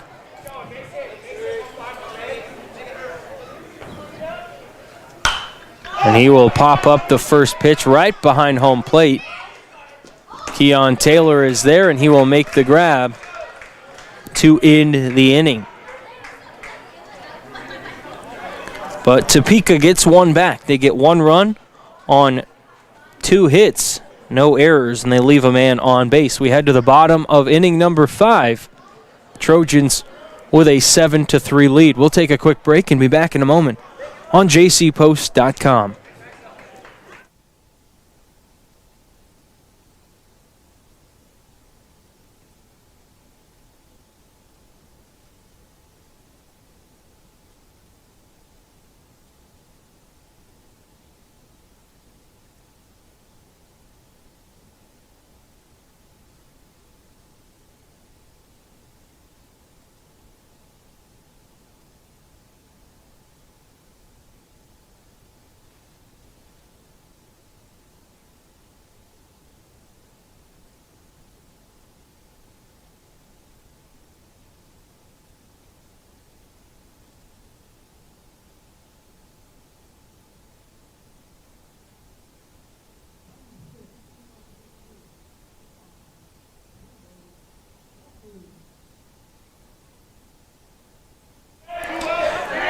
2, 3, and 4 for the Blue Jays here in the bottom of the 5th. It'll be Laughlin, Corey, and Tillman, should anybody get on.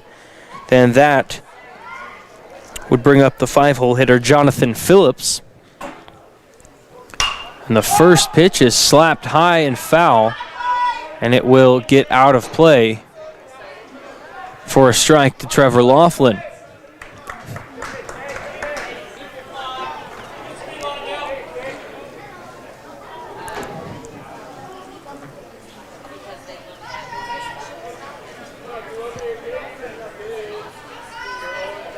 Oh and 1 as Plankinton delivers a beautiful curveball that just drops right into the zone. Laughlin kind of ducked. It looked like he was trying to get out of the way of that one, but it dropped all the way back into the zone. This time the pitch stays upstairs. 1 ball and 2 strikes to the shortstop for Junction City.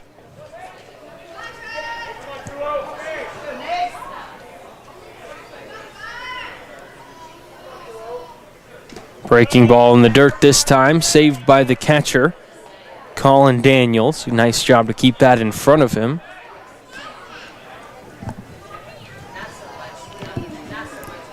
Two and 2, and that's a little bit upstairs. We go full, so Laughlin battles back, trying to get on base to start off this 5th inning, cut even further into this 4-run deficit. And that one's going to run in and hit Trevor in the back, and he will head over to first base.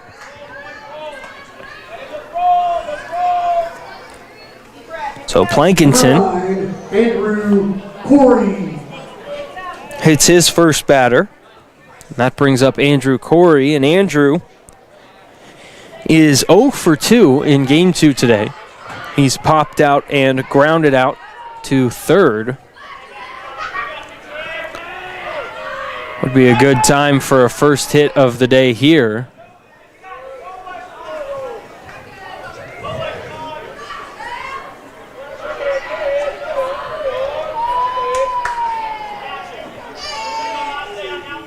Snap throw over to first, and the catcher Mitchell, or excuse me, the first baseman Mitchell, I should say, couldn't quite catch that one cleanly.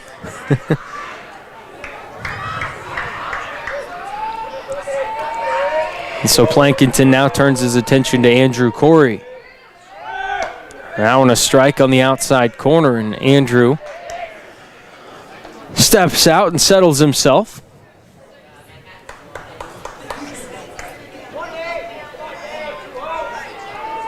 Andrew planning to continue his academics at the University of Kansas next year.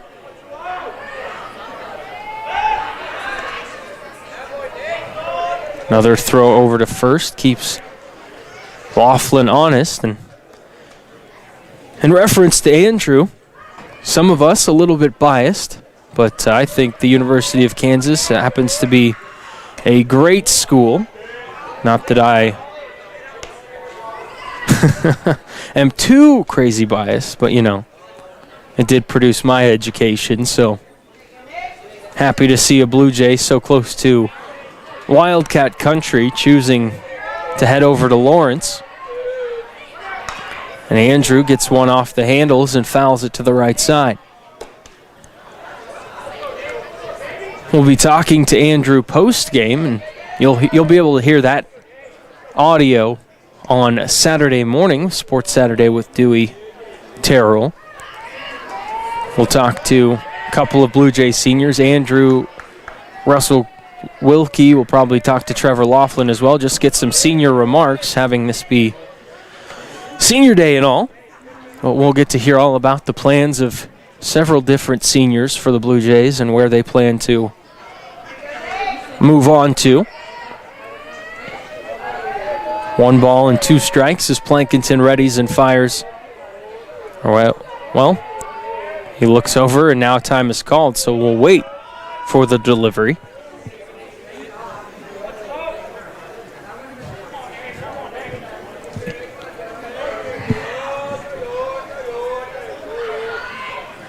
Plankinton readies up now, and another long look over at Laughlin. He's got a lot of attention right now. 1-2, and this one is slapped high out to left. But plenty of space there for the left fielder Keeling, and he will make the catch.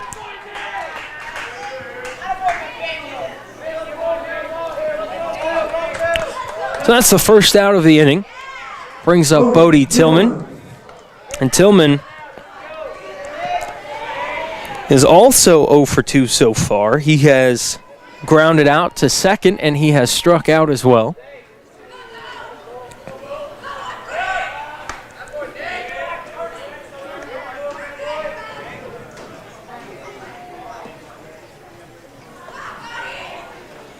Blue Jays need to get the line moving here to try and cut a little deeper as Tillman gets this one off the handles, but it will drop in the gap to left center. Laughlin rounding second. He's going to be sent home, and Bodie Tillman has brought in a run as that one a very offline throw, but an RBI double by Bodie Tillman, and Junction City gets the run back. Number 7, Jonathan Phillips. Big play there as Bodie just slapped it into the opposite field gap. And Trevor Laughlin was moving the whole way, had a great read on it, gets all the way around, and it's now 7-4.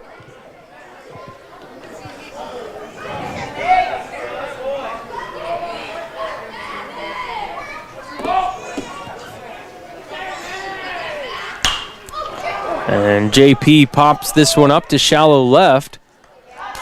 And the shortstop, Colombo, backtracks and makes the grab for out number 2.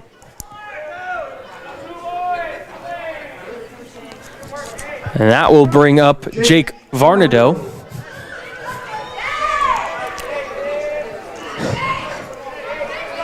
And Jake, so far, has reached on an error and walked. Still looking for that first hit of the game, but this would be a great time for it. And he's a little late, but he slaps one foul to the left side. Solid contact as some of the Blue Jays over by the dugout will again backtrack behind that little yellow screen. They almost got their heads taken off his last time up by a foul ball in similar fashion. 0-1 pitch, breaking ball just upstairs. Doesn't quite break the way that Plankinton wanted to. Kind of shakes his head in frustration.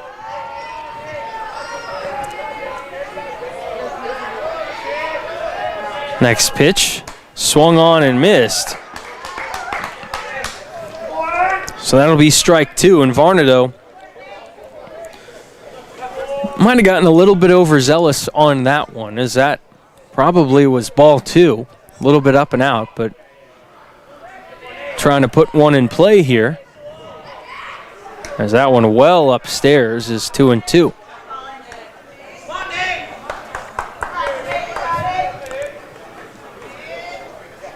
Two balls, 2 strikes, and 2 down.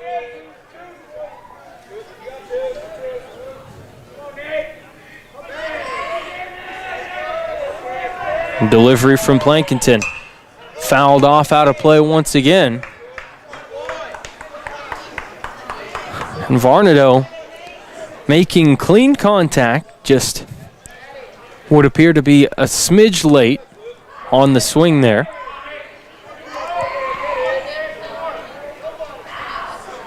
And he grounds this one high. Coming in is the shortstop Colombo. Long throw, but he does get it in time. And that will end the inning. But Junction City does get one back. They get a run on a hit. No errors, and they do leave a man on base. We head now to the top of the 6th with Topeka still leading 7-4. You're watching Blue Jay Baseball on jcpost.com. Why do you need a trusted choice independent insurance agent? An independent insurance agent represents you first. Hi, this is Brian Field from Cardinal Insurance. Cardinal Insurance is an independent insurance agency who writes insurance through several different insurance companies. We find the right company for you. Whether it is insurance on your home, auto, business, boat or RV, or life insurance, contact our office in Junction City or Manhattan. For more information, go to cardinalinsuranceservices.com. Cardinal Insurance, serving you first. Screen Machine Sports would like to thank the community for being here for them for over 23 years. Thank Screen Machine Sports for quality screen printing, heat transfers, embroidery, and vinyl car decals. Need a special design like I Survived the 2020 toilet paper shortage? You name it, they'll design and print it for you. For your safety, now taking orders by phone and internet with curbside pickup. Screen Machine Sports, 7th and Jefferson in Junction City, and ScreenMachineSports.com. Look good, play good. Screen Machine Sports is here for you.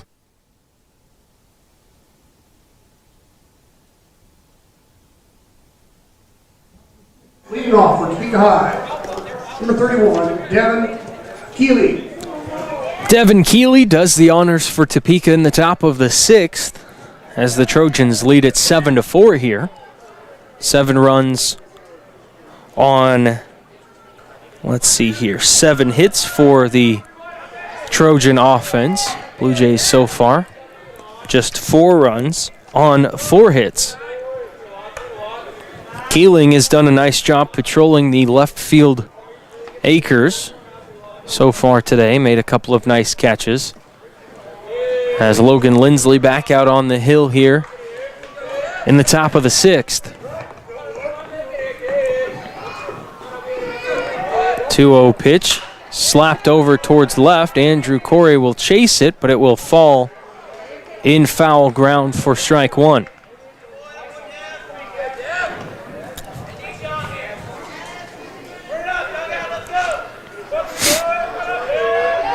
I'd like to give another quick shout out while I have a chance to Screen Machine Sports, one of our great sponsors of Blue Jay baseball and softball this spring. Glad to have them on board for the test run of this streaming software. As a nice pick by Bodie Tillman saves a low throw from Trevor Laughlin.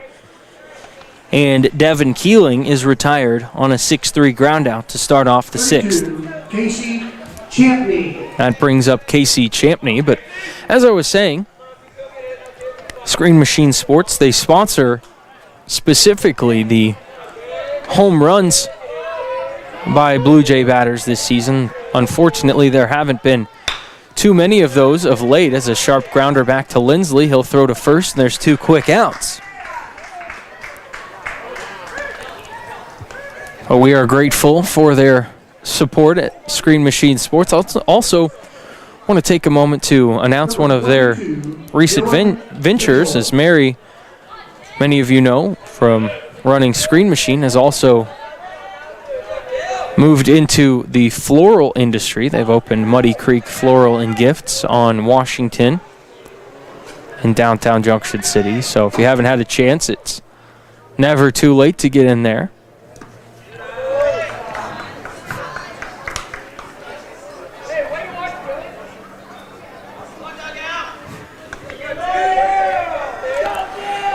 Dylan Mitchell ahead in the count 1-0 here as Lindsley delivers again, and that one a little bit low and in makes it 2-0. But Mitchell is 0 for 2. He has grounded into a double play and grounded to second base, but he's also walked today once. And a nice pitch there on the outside edge for a strike.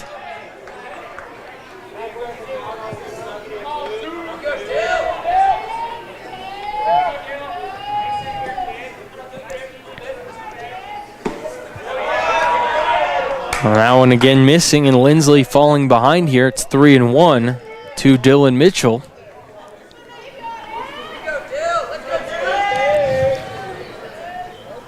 And there's a grounder right back up the middle. Jordan Kell sliding, can't save it, and that will be a single for Dylan Mitchell.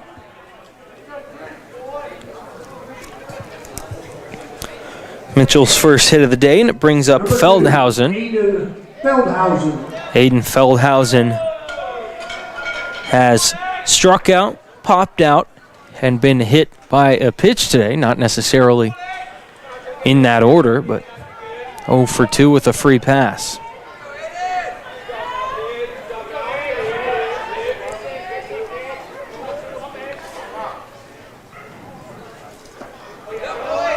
Ball low.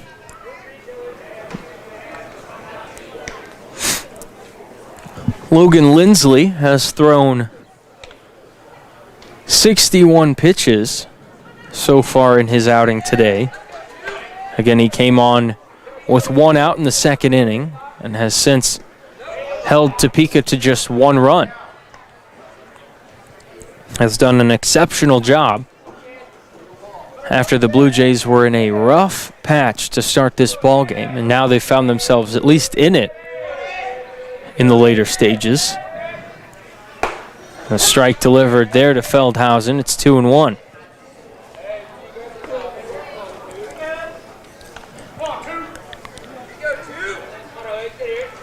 But Lindsley has seen his role expanded a lot recently.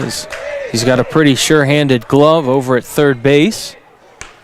Has seen his innings increase more and more as the coaching staff grows more confident in his pitching ability. Just a sophomore, you'll be seeing plenty more of Logan Lindsley. This one low and outside, saved by Keon Taylor.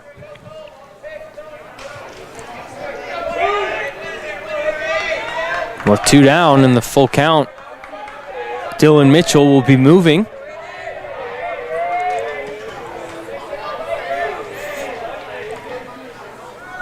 That one grounded up off of the pitcher's glove.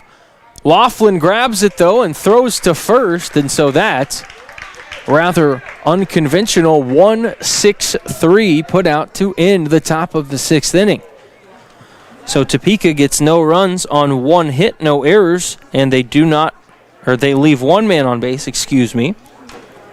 And that will take us to the bottom of the 6th. We'll be back in just a moment on jcpost.com.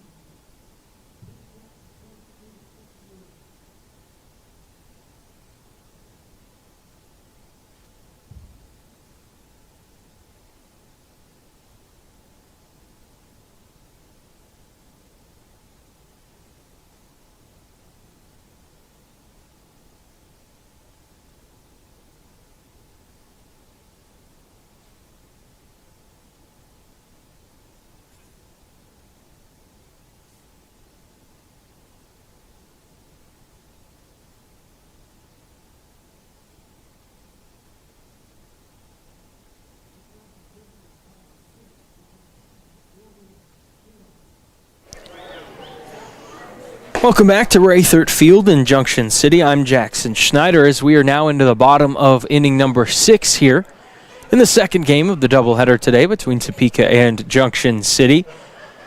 Now in to pitch for the Trojans is Max Colombo, who has spent a lot of time at shortstop today. But he will come in and try to continue keeping the Blue Jay offense at bay, as Plankinton did a pretty solid job of that in his 2 innings.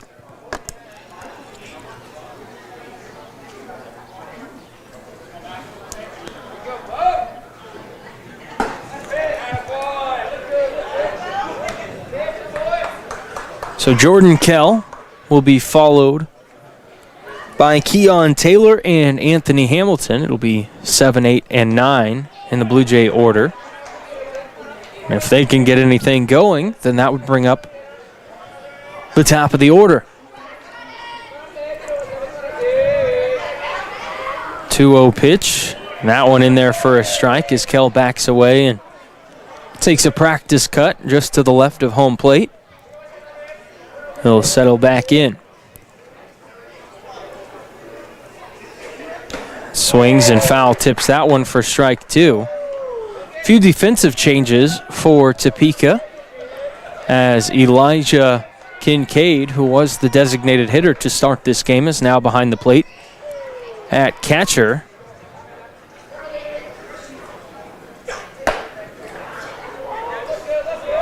And Keeling has moved over to shortstop for the Trojans.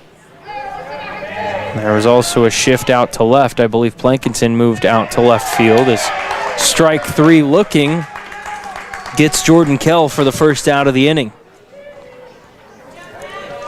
Number 8, Keon Taylor. That brings up Keon Taylor.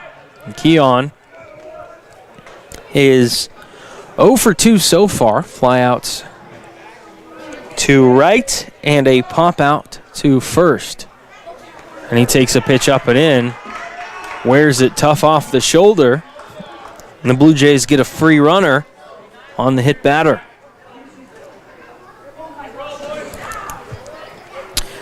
The free passes has really been one of the differences in the game, Hamilton. because there have been 2 walks and 2 hit batters by Topeka pitching today, but Junction City pitching has walked 7 and hit 3. So 10 free passes compared to 4. Certainly translates to several more runs, and a quick throw over to first base keeps Keon Taylor honest at the bag. Anthony Hamilton steps up in a big spot here, trying to spark a rally. Drops down a bunt right in front of home plate. The throw over to first. And we're going to have a whistle, or not a whistle, a stoppage. Too used to other sports, but it'll be ruled, I believe, a foul ball as it hit Hamilton's bat twice. But we're going to have a deliberation, send the runner back to first base, and rule it a foul ball.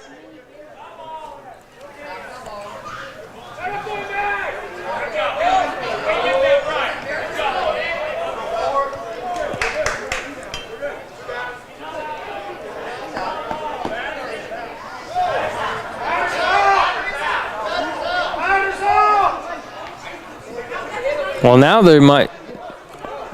I'm trying to overhear the officiating down below. They may say that Hamilton is out,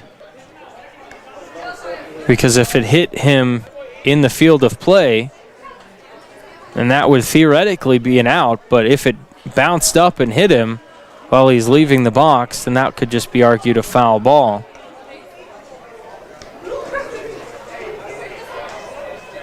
And the official that has brought this ruling to the field is the same one that has made a couple of questionable rulings today when he was behind the plate in Game 1. But this will be ruled an out, I believe.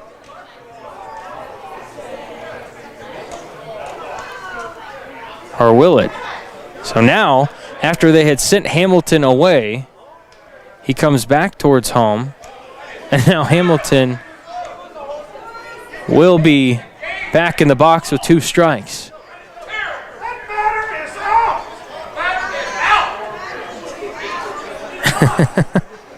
And the black and gold umpires down to my right certainly making their presence known, and there's been some questionable officiating, to say the least, in both of these games. I'm not a rules expert by any means. I'm not a trained umpire, but it certainly would look like that would be a foul ball from back here, as if it hits off the bat twice. That's typically the ruling. It's not like it hit Taylor's body, because that's where the runner in the field of play would be out, is if he's hit by the ball on the body off of a batted ball.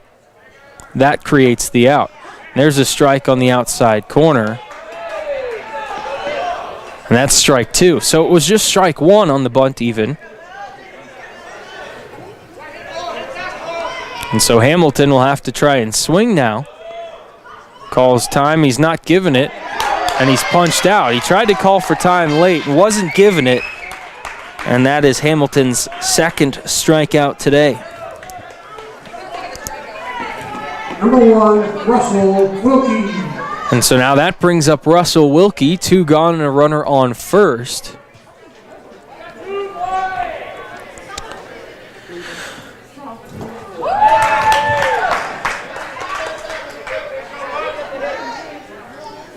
And Russ has 2 hits today.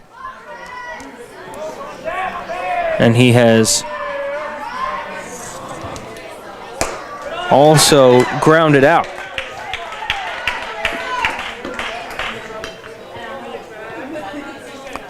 Quickly, he's behind here in the count now. And he'll have to shorten up the swing as a throw is tossed over to first. And Keon Taylor back in plenty of time in the Blue Jay dugout, letting the pitcher Colombo hear it.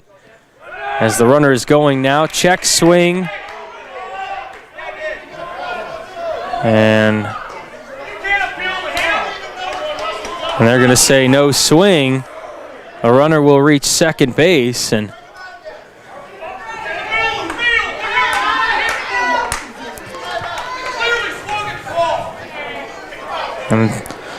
the appeal over to the other umpire, he said there was no swing, and the the fans again unhappy with the officiating as now Wilkie gets one off the handles. It'll drop in. Keon Taylor rounds third, and he's going to score as Wilkie will move to second on the throw.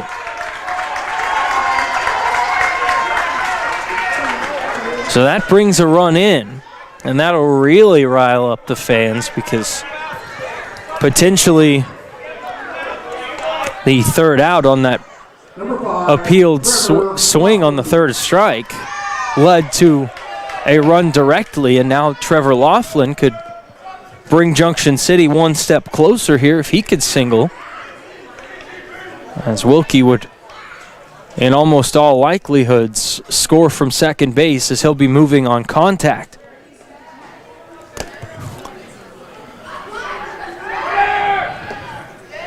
Taylor runs down to third, no throw, and so he will steal. Or excuse me, that was Wilkie. Taylor just came in to score. But Wilkie comes in to third base now. And that one's fouled straight back by Laughlin.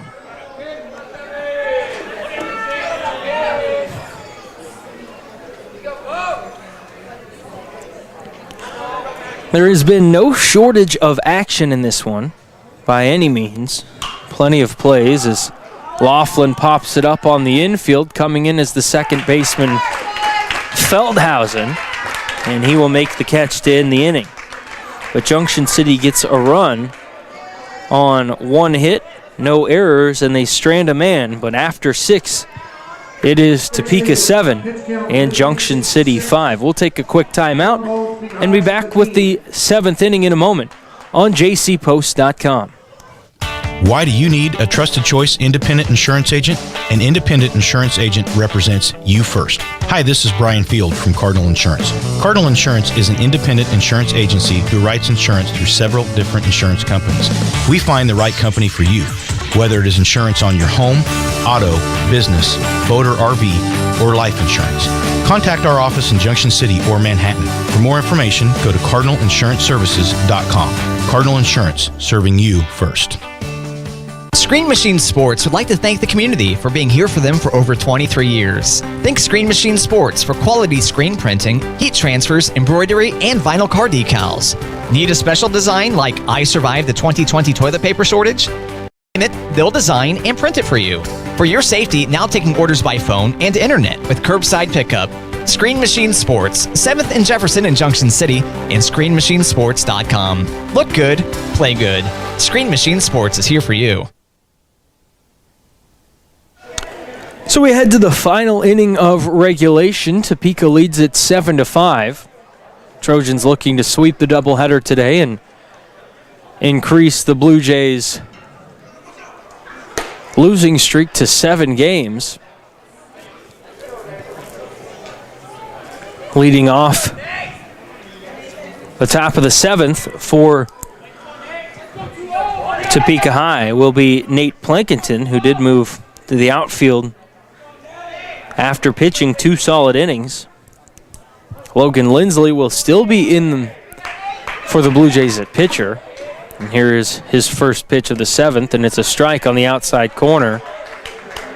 Might have been a little bit of a generous outside edge, but Junction City trailing by 2 here certainly takes those, as that one popped foul off to the right side. It'll get out of play for strike 2. Keon Taylor catches it as it bounces off of the roof. So no balls and 2 strikes to Nate Plankinton. 0-2 delivery is low and out. A little bit of a waste pitch there from Lindsley. Just trying to get Plankinton to reach after it, but plate discipline there. And now Plankinton with the late time call. He'll step out, and so now Lindsley will go back to work with the 0-2 count, or the 1-2 count, I should say. And the 1-2 is popped into shallow right. Ranging over is Jordan Kell. He'll make the catch, and that's the first out. So 1 down.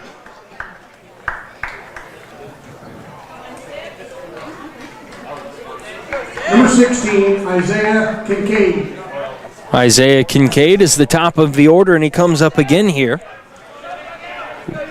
1 for 3 with a single, a walk, a stolen base, and 2 runs scored today, as that one is smacked foul off of the support beam, and it just kind of wedged in between the wood and the metal. It's stuck up there. See something new every day here at historic Raythert Field. Breaking ball in for a strike, and Lindsley's ahead 0-2.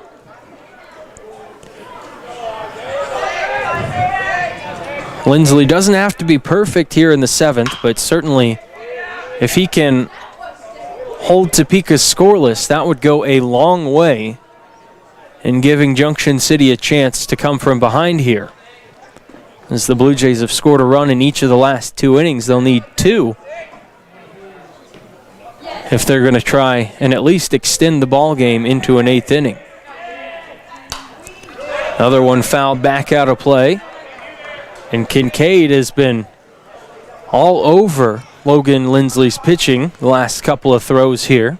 So we'll see who can win the battle. Another pop-up and another foul ball out of play. And it remains 0-2.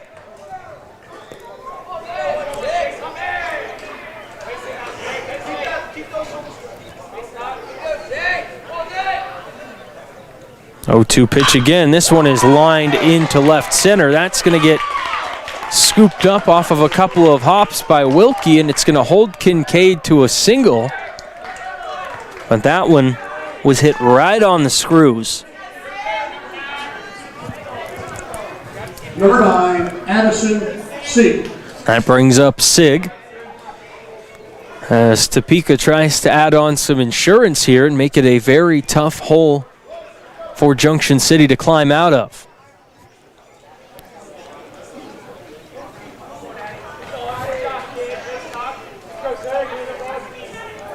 Runners going. Throw from Keon Taylor is off target, and it skips into center field.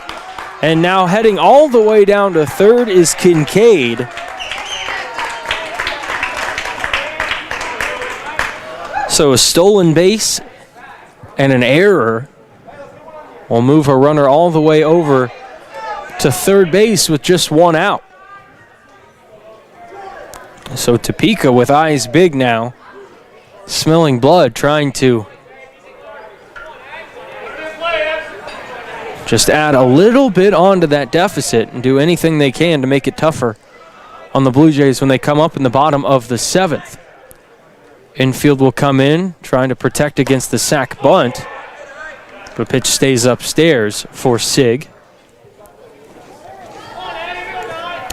Addison Sig, 1 for 3. He's singled and scored, and he's been hit by a pitch, but he has also struck out twice as another pitch is skied foul and back out of play.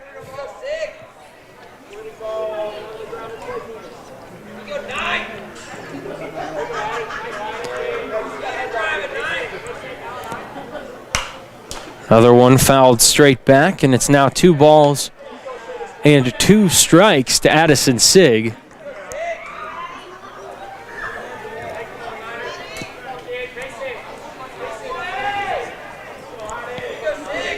Lindsley in need of an out here.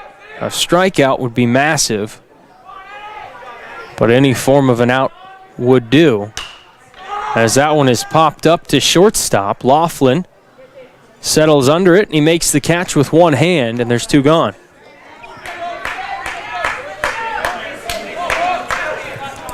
And so that will bring up Max Colombo.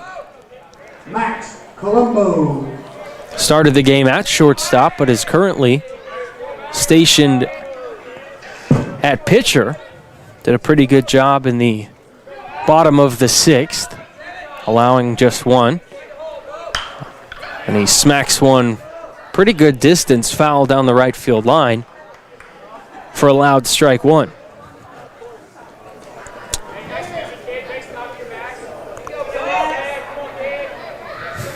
Colombo, in his last time up, tripled in a run. Calls time here, and he'll step out.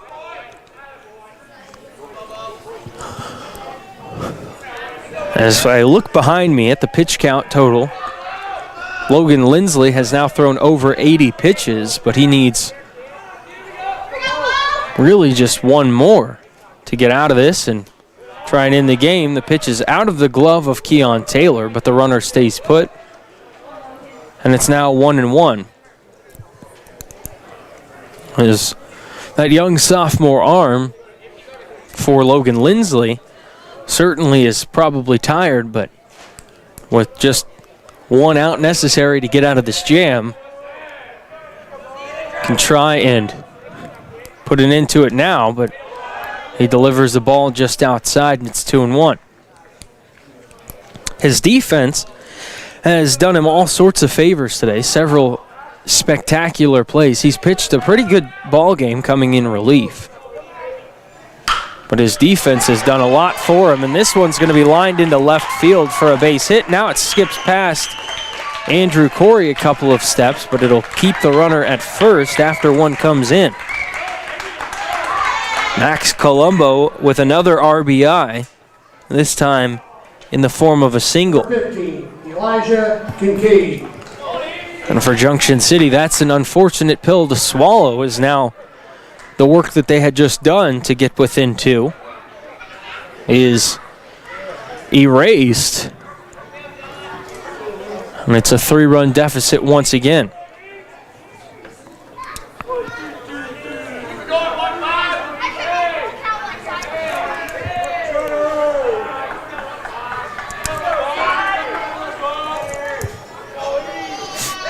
Lindsley steps off and looks Colombo back. 2 down here in the top of the 7th. For those of you curious, Junction City will have their 3, 4, and 5 hitters in the bottom of the 7th, as another one slapped into left field, and a single for Elijah Kinkade. Number 31, Devin Keeley. And that will bring up Devin Keeling with 2 hits on his resume so far today.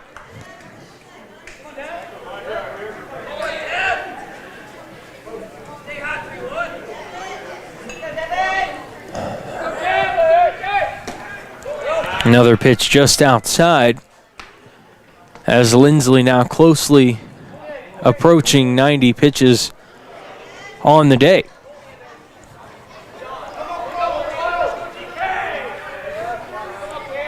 "1-0 is still up and out, and it's 2-0 now, and Lindsley laboring a little bit in the last few deliveries. Just needs one.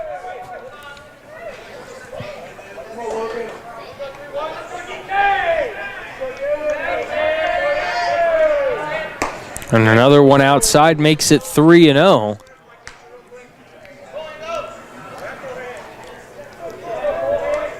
And Topeka High's coach Cody Miller will put in a pinch runner for the catcher Kinkade in the middle of an at-bat, which is a little bit peculiar, but the move is understandable.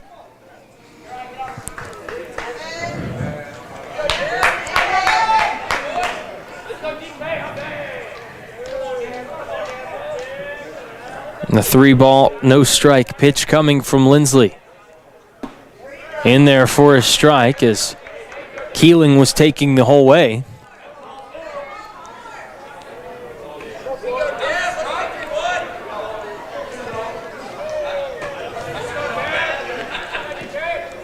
And the 3-1 is swung at and foul tipped into the glove of Keon Taylor, and we go full. That one was up and out. It looked from my vantage point like that was ball 4, but Keeling offered at it. Now Lindsley's one pitch away. And that is laced right back up the middle. Wilkie will think about throwing home, but he pulls off as the run comes around to score. An RBI single for Devin Keeling, and that makes it 9-5. Coach Laughlin comes out, and that will end the ball game for Logan Lindsley.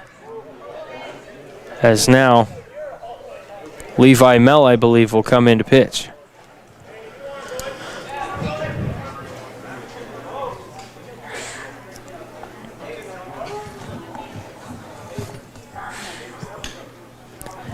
So as Mel comes in to take his warm-up pitches, we will step aside for a moment and be back in just a second on jcpost.com.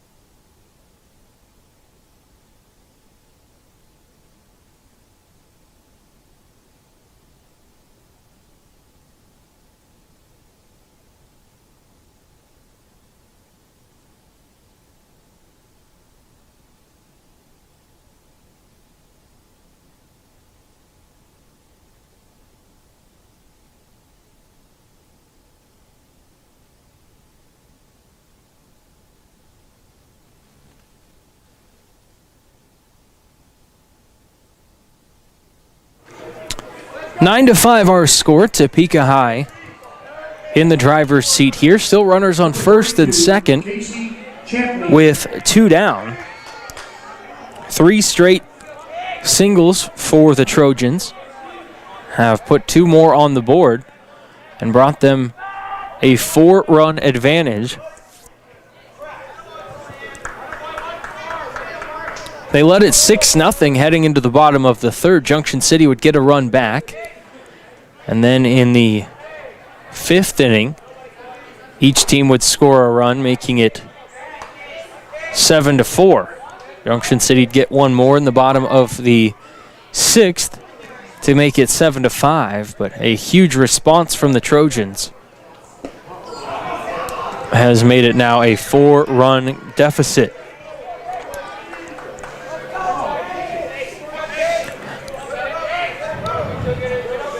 No balls And 2 strikes to Champney. And Casey Champney so far today has a double and has also been hit by a pitch and retired twice. So the official line, 1 for 3. There's a couple of RBIs as well. Pretty solid day for the Topeka third baseman. 1 ball and 2 strikes. Breaking ball stays up. Mel wanted it, but was a little bit above those letters and evens the count at 2-2.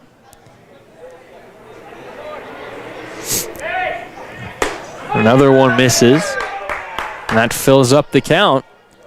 So Champney, after being in an early hole, has brought the count full.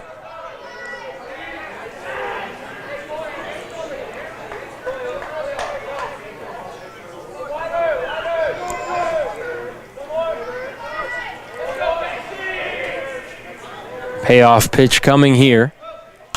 And it's popped up and out of play. We'll do it again. For an update on the Kansas City Royals, who have lost 8 games in a row following their hot start, they continue to struggle as they're in the top of the 7th inning in Detroit, trailing the Detroit Tigers 7-0 as Champney takes ball 4. And that will load the bases. Number 22, Dylan Mitchell. So Dylan Mitchell comes up now. He singled in his last at bat. Looking for similar results to try and put a nail in the Junction City coffin.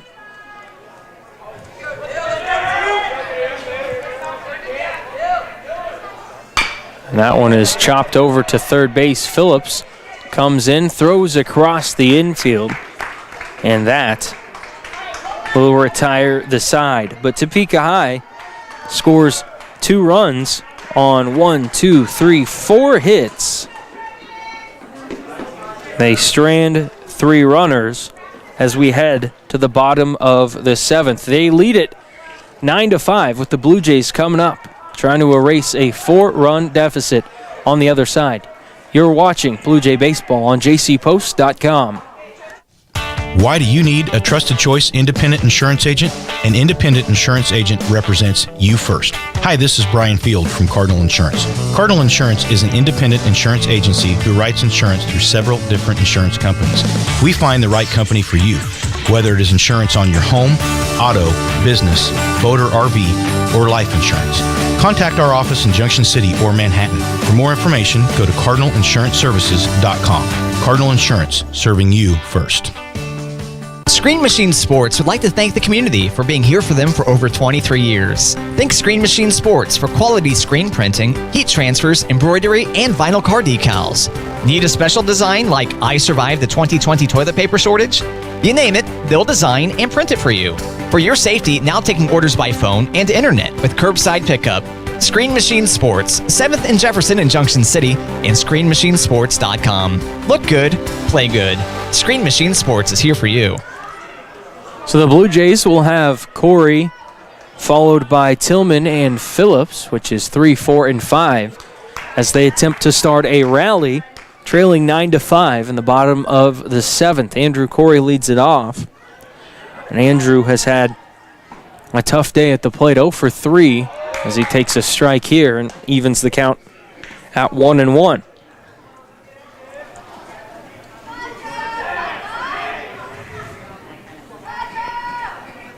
A 1-1 delivery is smacked fair down the third base line, and Andrew has his first hit of the day, and it comes in a big spot as he slapped one just past the outstretched glove of Casey Champney. And so Bodie Tillman will step up and try to keep the line moving. Pitcher Max Colombo came on in the 6th inning and did a pretty Good job. Struck out 2, allowed 1 run on 2 hits.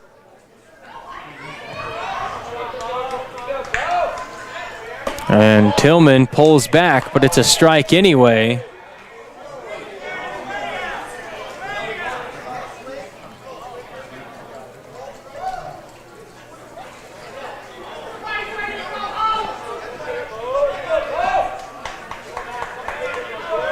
So the pitch was a called strike, clarified by Coach Laughlin on the check swing.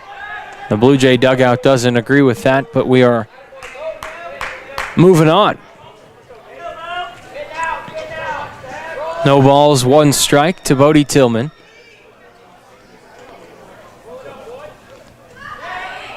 Breaking ball upstairs evens the count.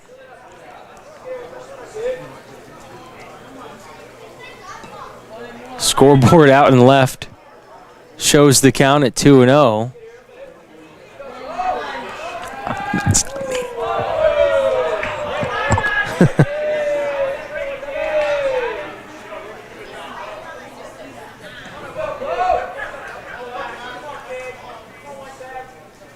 Topeka parents want that scoreboard fixed as strike 2 is called, and now the scoreboard more than likely will read 2-1, and it does, as scoreboard hammering home the thought that that first pitch was a ball.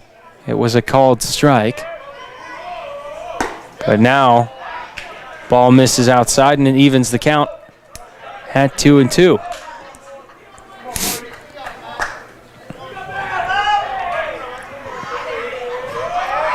Next pitch, up and out. And that will fill it up. So Bodie in a big spot here will likely see something worth hitting and have to fight it off. And he takes strike 3 right down Broadway, and a big strikeout there for Max Colombo. Just froze up Bodie Tillman. Number 7, Jonathan Phillips. Jonathan Phillips comes up now. 1 for 3 with a single and an RBI. And he takes a strike from Colombo here. Colombo seems to be finding his groove right here with 1 down in the 7th, trying to shut the door as a breaking ball skips away from the catcher, and Andrew Corey will head down to second base on the wild pitch.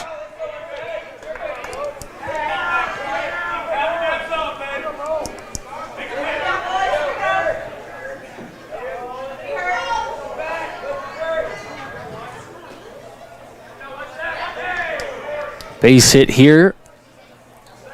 Could bring in a run, but Phillips will take a strike at the knees, and it's 1-2. And the Blue Jay hitters right now are reeling.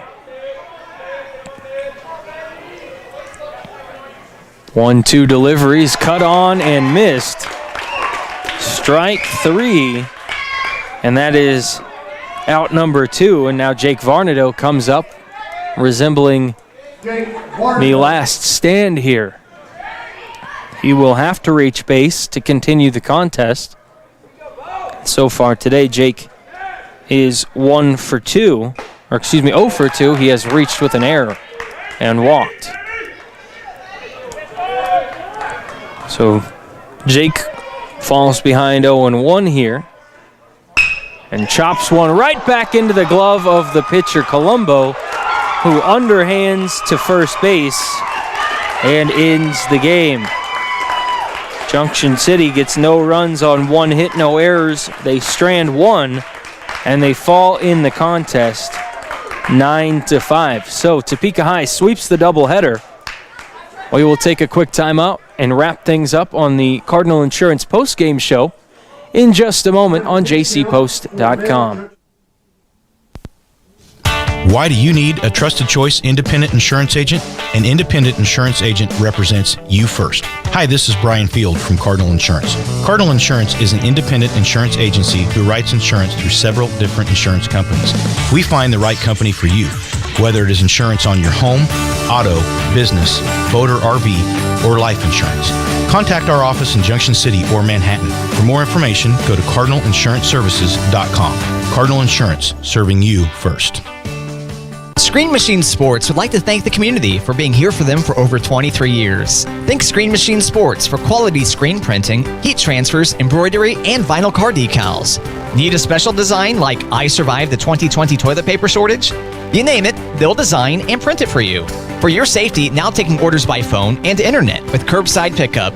Screen Machine Sports, 7th and Jefferson in Junction City, and ScreenMachineSports.com. Look good, play good. Screen Machine Sports is here for you. Topeka High sweeps the doubleheader here on Senior Day at Raythert Field. They win Game 1 in 9 innings by a score of 4-1, and they ride an early lead to victory in Game 2 by a score of 9-5. Topeka 9 runs, 12 hits, 2 errors, 14 left on base. Junction City 5 runs, 6 hits, 1 error, and 7 stranded on base. For Topeka High, Lucas Brennan gets the win, while Jonathan Phillips will take the loss for Junction City. Max Colombo will get the save, a 2-inning save at that, in the effort. Junction City has now fallen in 7 straight contests, and they will turn their attention to the postseason coming up rather quickly, trying to end that skid and get themselves back in the win column, as they have picked a tough time to find a cold streak, but an even tougher one to have a tough day here on Senior Day, because they will not play another home contest. The first games of regionals, according to the Blue Jays schedule, will be on Monday, May 17th, so 6 days from right now. And then Blue Jays will try to continue their season in the postseason bracket. They have not played a postseason game in 2 years, having the season ended last year due to the coronavirus pandemic, and then that dates back to 2019, the last time they were playing in the Keisha postseason. And they will take a hungry team into more than likely a road contest against a very talented, higher-seeded team after Junction City has dropped a 7-game skid here. But certainly this is a very talented team that will come in with a underwhelming record and may just be able to come and pull some upsets if they can get some solid pitching. They honestly had a pretty solid day batting today, but they struggled pitching-wise. The command early in this contest was what doomed them with several early walks. They just couldn't quite dig themselves out of that hole. But Junction City again falls in both games of the doubleheader on Senior Day, 4-1 in 9 innings and 9-5 in Game 2. I'm Jackson Schneider. This is the Cardinal Insurance postgame show. Thanks so much for tuning in this spring. We will have more Blue Jay coverage in the future here on jcpost.com.